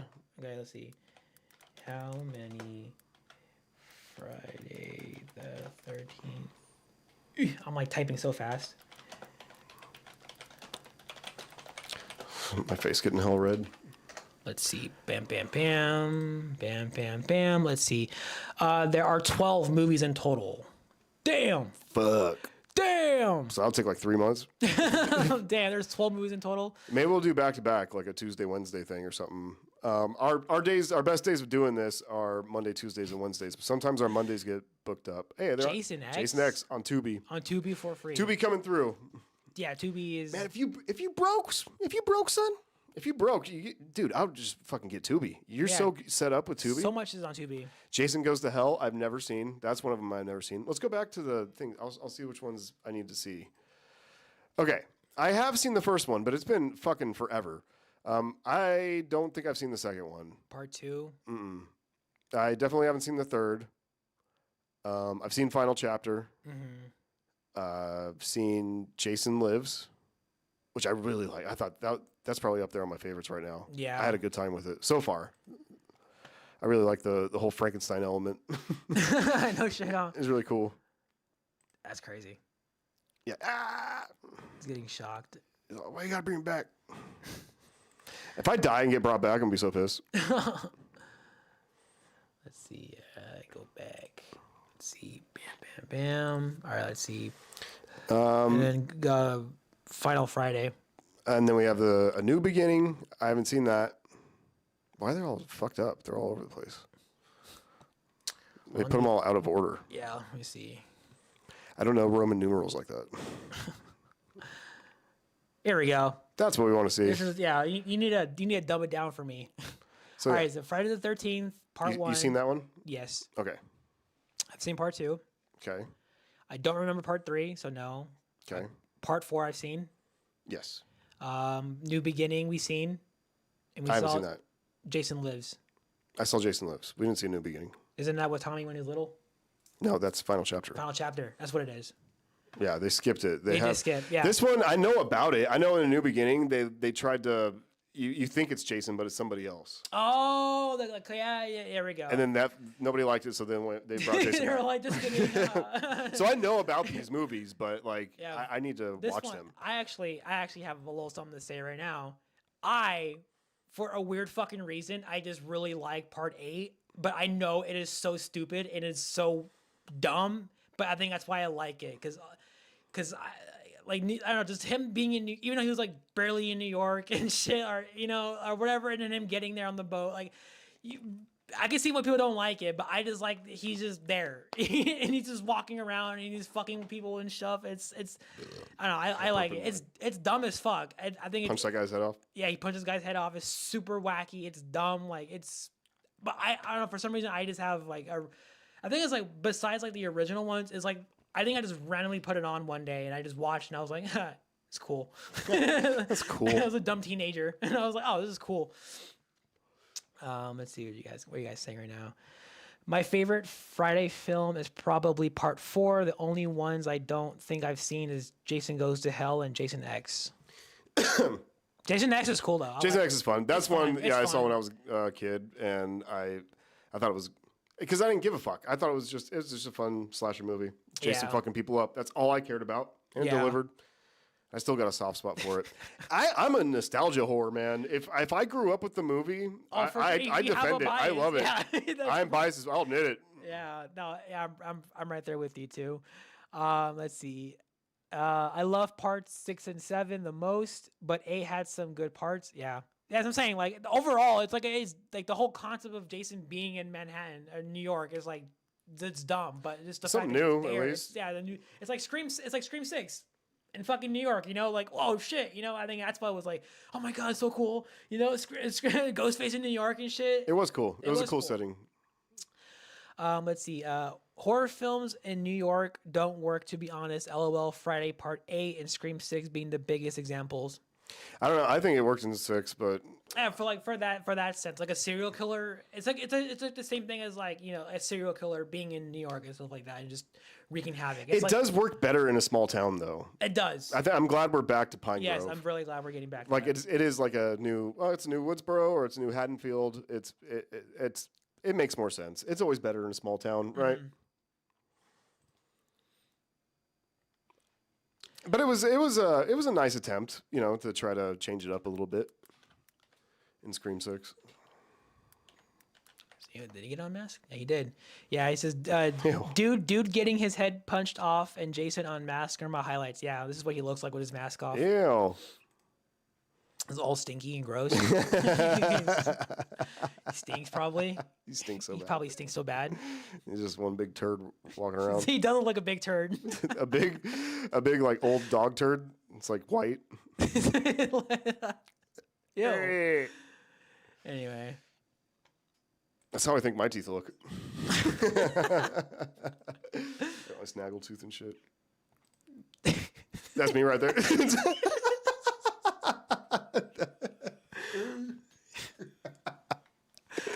Oh man. How'd they get that picture of me? That's fucked up. Let's see. All right, so we got Friday the 13th, and we got A Nightmare on Elm Street. I'm trying to think some other of staples, like horror staples, stuff that we can watch with you guys. I was What about also- Psycho? I'm telling you, Psycho, I another one? have wanted to dive into Psycho. I'll do it on my own, but if you guys want to join me, I think we should do it. We could do Psycho. Mm-hmm. I mean, it's kind of like Because I would like to see some new shit that I haven't seen. That's why I am American excited. Psycho. American Psycho's great, but I've seen it. Yeah, Psycho. I haven't seen any of the Psycho movies. I think I saw the remake when I was a kid, but I don't fucking remember. I remember Vince Vaughn like jerking off. Oh yeah, that's yeah. That part. Let's see. Big cities don't feel as scary because it lacks that isolation, but they add a different vibe. Yeah, as I'm saying, like and also like it does get like ridiculous to a certain point to where it's like all this shit's happening and you're in like a big city with a lot of fucking people and like nothing really happens. Like in Scream 6, I do like that bodega scene. I do like when Ghostface goes to that bodega and he fucks everybody up and stuff like that. But you're telling me like there was like 6 people in that fucking bodega and no one can take out one person. Just gang up on one person, No. whatever. But as I'm saying, but like you kind of have to like take like the good with the bad. Like that doesn't make any sense, but we did get a sick ass Ghostface scene. Mm-hmm. He fucking everybody up in that bodega. So I always respect Scream for that. Scream Yeah. 6. There's some really good shit. Just fun stuff. Chase scenes and setting and stuff. But like, yeah, the story falls apart. yeah. Let's see. Candyman would be another good franchise for y'all to do. Ooh, Okay, do some Candyman. I'm down for Candyman. Hell yeah. How many are there? Like there's just what like. Helen. Let's see. Good old Tony Tad. Tony Tad. So there's 4 movies. Is it Helen? Did I say that right? I think it is Helen. I haven't seen it in a while. 1, 2, 3, and then we got the remake. The remake, I remember watching it and not being too impressed with it. That was just me, though. But I'm willing to give her another watch. I've never seen Candyman 3. I don't even know if I've seen the second one, to be honest. I've seen the first one. Yeah. All right. Oh, there's Wonder Man. He was great. Oh, yeah, this guy. Oh, shit. That's crazy. Yeah, have you seen this yet? I don't think so, Okay. no. Well, you might not want to look because there's... Some spoilers and Yeah. stuff? Okay. Yeah, I haven't seen the remake, so yeah, I will be down to do some Candyman too. Looks cool. It's cool because it has a lot of lore and shit like that. Like, it's a lot deeper than, Hey, it's surface level shit. It's reviewed positively, so that's good to see. It's a great movie. Oh, this is the new one. This is the Candyman 2020. Yeah, I got to give it another watch. I've only seen it once, and I don't know. Another one of those things where I'm like, I think I should have watched it twice and shut the fuck up before judging it so quick. See, Psycho was pretty good. I stand by saying that bodega scene was the best part of 6, in my opinion. Yeah, it is. I also like Scream 6 for the sole fact that they brought the aged masks and then bringing them like the whole all the ghost faces. I thought that was pretty cool. It would have been cooler if it was like for Sydney. If they would have brought all the past ghost face killings for Sydney and all the masks that they were involved in. Like it was a cool concept. I think it would have made more sense for Sydney Prescott's story and her thing, whatever. But anyway, yeah. But the bodega scene was fucking awesome. We got Mr. Got Bars. He says, "What's up, Rock Hard community?" What up, dude? Mr. Got Bars? Oh, and then we got A-Troll coming back, says, "Wrong account. What's up, Rock Hard?" What's up, dude? What up? Double. What up? Wrong account. It's all good. It's all good. Let's see. Arthur Woodsboro. Hello, everyone. Arthur Woodsboro. Whoa. Hello. Hello. Who's this? Let's see. The age mask was sick too. Yeah, that's why we have it right up there. It's again, I like it for that. I really thought like the whole concept of like bringing back like the past, showing the past killers and then wearing their masks and leaving behind at the scenes and leading it up to obviously Billy and Stu and stuff like that. I thought that shit was awesome. But again, like I said, I just thought it would make more sense if it was for Sydney and not Sam. But that's just my thing. Let's see. Candyman 1 and 2 are my favorites out of that franchise. I never seen Candyman 2021 and don't remember Candyman 3 at all. Well, there you go. We can go ahead and do add that to the watch along list. I'm gonna mark it. We have a whiteboard right here that you can't see. So we're gonna mark these down. Wazza. Candyman does whatever candy can. Let's see. My favorite scene out of Scream 6 is probably Gail's phone call and chase scene, although that being Quinn was pretty stupid. Yeah. That's it. That's another thing, too. That it's like one of those things to where it's like, you're telling me that she fucked up Brooks, like her man and stuff like that. And but that kind of makes sense for that to where like, okay, Quinn fighting Gail, they both kind of seem equally matched in some way. So it didn't bother me that much, but dude, like fucking Amber killing Dewey. I was like, are you fucking kidding me, dude? Unless it was Amber, unless she was lying, I'm a conspiracy nut. No, I'm just kidding. But like Amber taking out Dewey, I'm like, come on, dude. Get the fuck out of here. Get the fuck out of here. But I mean, Quinn and Gail, I did like the phone call. I did like Ghostface saying, you would have been a great killer, Gail. Sydney didn't make any sense, and Dude was a fan favorite. But she had a motive. She would have been great. And this is like their first time getting the phone call and all that shit. And awesome, so there were some cool things about Scream 6. But I mean, in the grand scheme of things, I just think I think I like 7 more now. Oh yeah, for sure. Post like leaving the theater and Scream 7 is better than Scream 6. Let's see. The opening scene of Scream 6 is probably top 3. I would say it's different. What happened? A-Troll says the opening scene of Scream 6 is probably top 3. It's a great opening. Great opening. Yeah, the whole thing with like Jason and stuff, and you're just thinking, oh fuck, he's the killer, and then him like unmasking and stuffing the bag and walking in the streets, and then seeing Tara like pass by him and shit. It was cool to finally see how that works. Yeah. How a Ghostface, changes and just blends in again and just walks around and passes Tara. And I'm like, dude, she has no idea. It was cool. I liked it. Yeah, I really liked it for that. I like us knowing and they don't know. I wish we got more of that sometime. Maybe that's what Kevin has in store for the next movie. I don't know. Mm-hmm. But it was kind of, it's like behind the scenes. We've always wanted to see a Ghostface plan something. Yeah. Like their process of planning. Like, this is how they're going to call it this time and blah. Maybe, I don't know. I feel like it would be a fun little thing that we've never seen before. It'd be interesting. Yeah, for sure. Very yeah. interesting. Let's see. King Matthew says, to be fair, with Amber killing Dewey on my second rewatch of Scream 5, I noticed Dewey was hunched over, which is why that ghost face looked taller. So I do think Amber did that. Oh, well, there we go. Yeah, whatever. It's all good, man.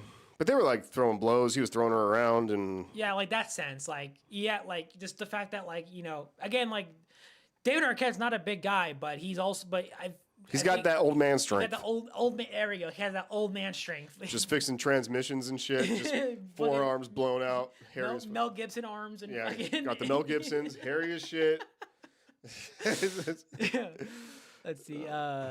A-Troll says Stu is still alive. I think. Hopefully, he is revealed in Scream 8. Yeah, they might be trying to throw us off, which is clever. Or are they just trying to get us to think that? Because we would think that now. Yeah. As I'm saying, we don't know what to fucking expect. I feel like we're the fucking Scooby-Doo crew now, like figuring out shit. No shit. Yeah. What if that's his plan? It kind of is, because he threw me off. Our dumbasses were like, it's probably this, and it's probably that, and I don't know. The clocks are the same and shit. I picked it apart like a motherfucker. It was fun, though, and we'll do it again. Yeah, we'll do it again for Scream 8. There we go. We can come up with some theories for Scream 8. So there we go. Let's see. Scream 7 had a decent opening. I can't pick between 6 and 7's opening.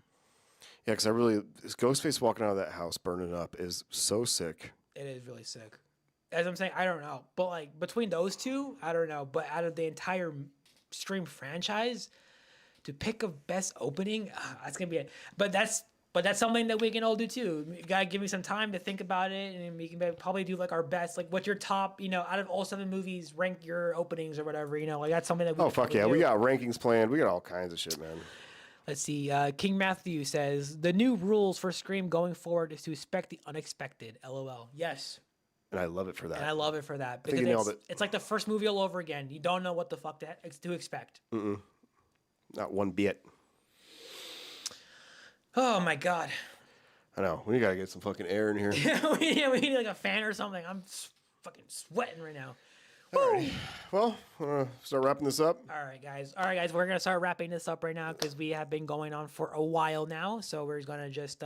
maybe 10 more minutes? Yeah, we'll go on for 10 more minutes. So...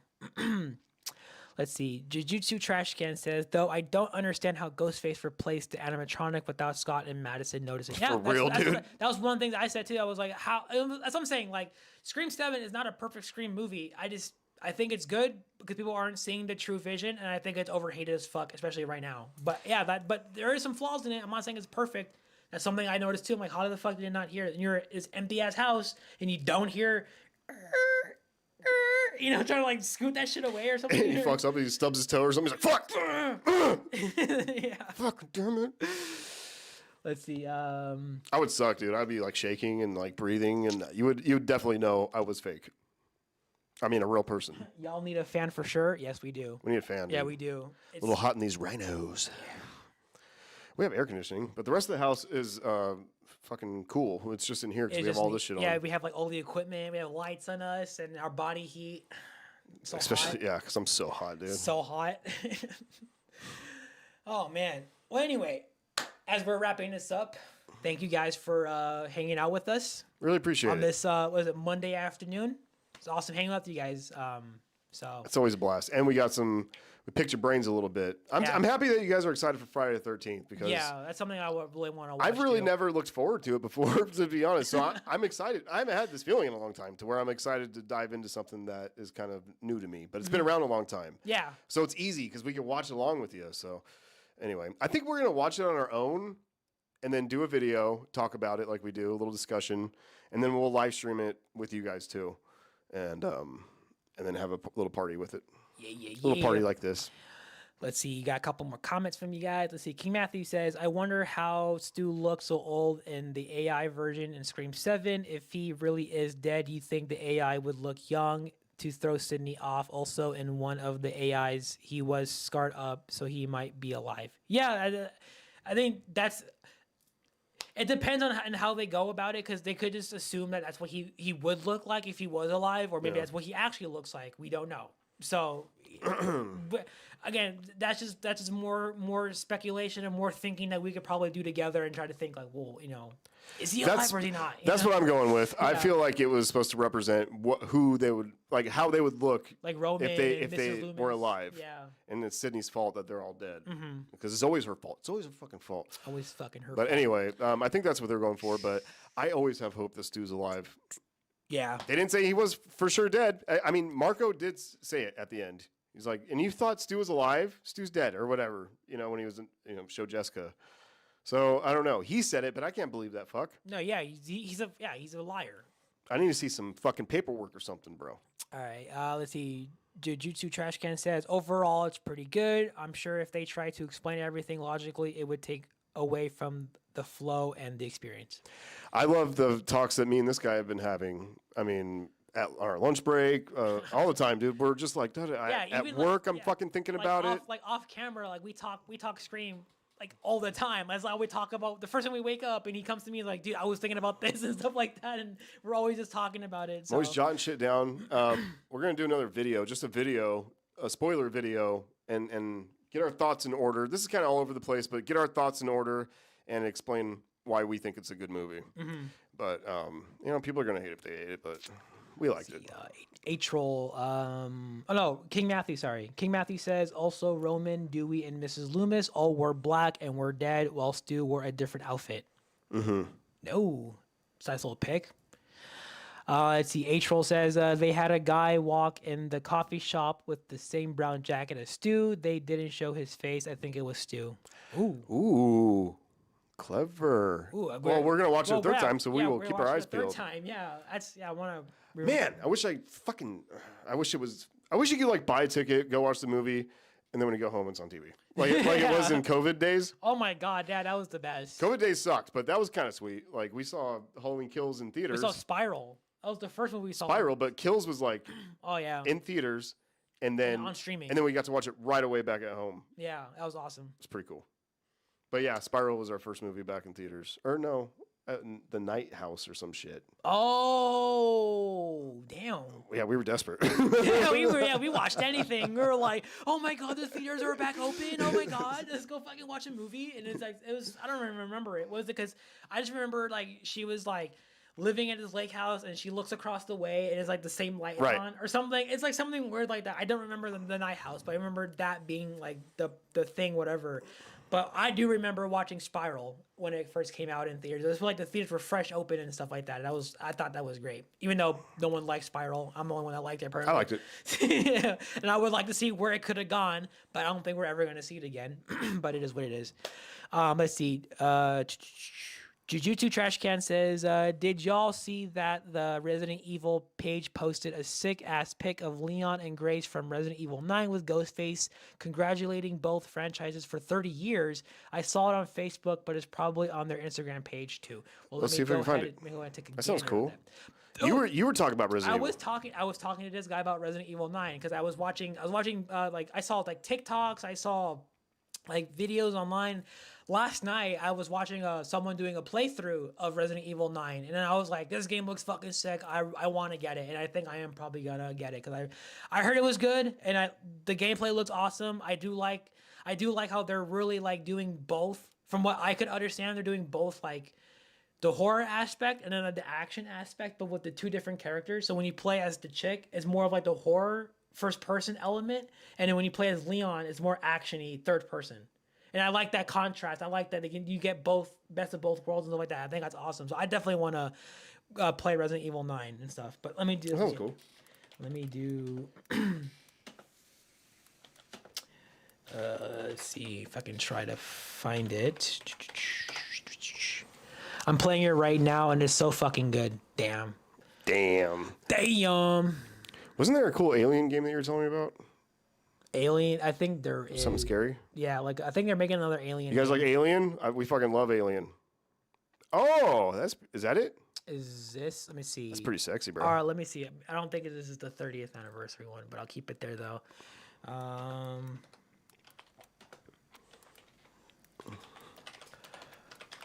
Probably misspelled it. The green stab mask is pretty sick. That is pretty. I do want a stab That's poster. like my favorite color. I Yeah. love bright ass green like that. And don't know. I think that could be it. Oh. Let me see. I think this might be it. I don't know. Is this it? Is that it? I don't think. I like it. Let's see. I like it. Salty Trash is good. Hell yeah. Alien and Predator are great. Alien and Predator. Oh. Alien and Predator are great. Yeah. Maybe we should say it for the next one, but Predator Badlands was sick. Oh, Predator Badlands was sick. Yeah. I don't see anything else, but this does look sick too. Is this it? Is this it? I don't know. Dad? H-Troll says the new Halloween game looks good. Looks a little bit like Dead by Daylight. I want to play that shit. I haven't played a video game in like 30 years, and Yeah. I saw that, and I'm like, dude, I want to play. He said this is it. Yeah, so this is it. I love it. This looks sick as fuck. Yeah. Ghostface is so sick now. That's what I'm saying. It's more, He's finally awesome again. it's so weird because it's not Michael Myers or anything, but man, just that get up and everything. When he was running off the stage, there's something about it that was so cool to me. Just the way he looked like a little phantom or something running across the stage with his little Like the fucking things hanging. They're all from the spiky. arm, yeah. And he's like, whoosh. It was a cool shot. I liked it. Yeah, well, this does But look Ghostface sick. is just—he's so memorable now, and I'm even talking like it's a person. Yeah. When the mask is gone, it's like Michael Myers now, and it doesn't really matter what happens, I guess. But this just looks like It matters, but when that mask is on, it's somebody else. It's a presence. That's what I'm saying. They're like developing this presence of because Ghostface was scary as fucking this. Yeah, for sure. Yeah, like this it's the actual being itself. So like I guess like I could look past, it being like whoever is Ghostface is they're Yeah. just Ghostface. They're not that person who's underneath. They're I think just- we're ready to let go of that. Yeah. Let's see. Friday the 13th and then Yellow Jackets. Y'all should do next. Okay. Tiffany Gutierrez says that. Okay. I might do Yellow Jackets on my own because we need shit to watch. Yeah. We always run out of shows, and We just rewatch the same shows over and over. It's Always Sunny. It's Always Sunny in Philadelphia. That's all we always watch anyway. But yeah, I'll we be down. watched the fuck out of Chopped. Me too. You guys like Chopped? Have you guys seen Chopped? Or that new Fear Factor show is really good. Yeah. If you guys want some shit to watch, hold up. We got Dude, to it got- show you. We got to show you a It little gets something. wild, dude. Yeah. We said 10 more minutes. Now we're going. Okay, 10 more minutes. 10 more minutes. But and that's then it. And then 10 we all more have to brush minutes, our teeth and go to bed. And then we're gonna go. But yeah, anyway, they redid Fear Factor, and this show is actually pretty insane. Like it's fucking like just seeing pictures and stuff like Yeah, that. like, It's they got vacuum sealed in here, and they had limited air, and they had to last for a while in a there. minute, and then they have to like crawl their way to the top and then touch a button and then leave, whatever it is. But just the fact that the fact that Johnny Knoxville is like hosting is like perfect. It's great. It's like the most perfect casting you can do. It's for kind of a like Big Brother house with fucking Fear Factor Fear shit. Factor and stuff like that. Let's see. The kills were pretty fresh. Some of the kills were kind of like Friday or Halloween kills, especially Lucas at the bar. Yeah, Yeah, that's the most memorable one. that's probably the most important one for me. I did too. like it. I did like it. I did like it a lot. And Kevin Williamson's a little pervert, man. He's coming up with all kinds of shit. He said he has a little note thing in his phone to where he has an idea for a chase scene or a kill. He just jots it down. So he's got a library of gross shit. There's probably some more crazier shit that Fuck we have yet to see. And that's why I'm so excited to see where this can go because if we thought the fucking Lucas death fucking spike bar thing death was insane, what else does this man have in his fucking phone? We need to check his phone, dude. We need to find him. We're gonna take his phone. No, I'm just kidding. You're obsessed with her? You're obsessed with her daughter. Yeah. Oh my goodness. Oh god. I'm sweating. I'm sweating. I am sweating. All right. Okay, we're gonna wrap it up. All right. All right, guys, we're going to go ahead and start wrapping this up. All right, last comments. Last comments. We'll start saying goodbye. Start saying goodbye. Goodbye. Goodbye. Thank you guys for joining. Yeah. Oh, Scream song.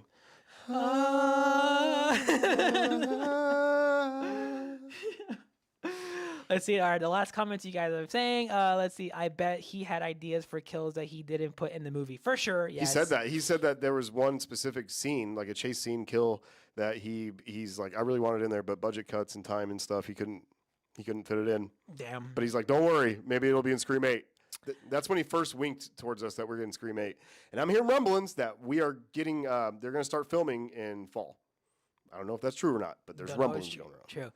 Let's see. Tiffany says, I really love the Chucky series. I hated when they canceled it. Yeah. Well, I mean, we're getting a movie, or there's like talks of a movie, so we might get something soon. We had fun with it. It got fucking wacky. They get fucking wacky. Let's see. A Troll says, goodbye, Rock Hard. Goodbye, buddy. Later, bro. Goodbye. Later. Salted Trash says, clone his phone Ghostface style. Yeah. Hi, Kevin. I'm going to steal that shit. Hello. And then we'll act like we have theories. We'll steal all his ideas. Act like we're smart. All right. Okay.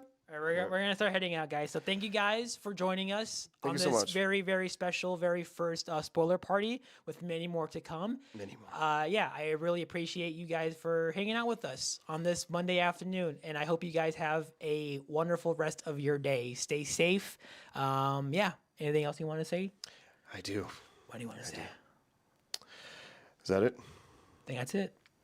All right, well, we're going to get the fuck out of here. Thank you guys for watching. We Yep. appreciate every single one of you. And if you have subscribed, God bless you. Thank you. We will never ask, but it means a lot to us, so thank you. And we'll see you again on the next one. But for right now, this is Rock Hard out. Beans, rice, and Jesus Christ. Bitches. Doodles. Later, guys. All right, guys. Thank you guys for See you, watching. dude. Fun as always. Stay rock hard. Stay rock hard. Stay rock hard. All right, guys. One final thing. We were going to start saying that, stay rock hard, but I got worried that children would be watching. I don't know if we can say that to kids, but I like that you're saying it. So we'll stay rock hard, guys. Stay rock hard.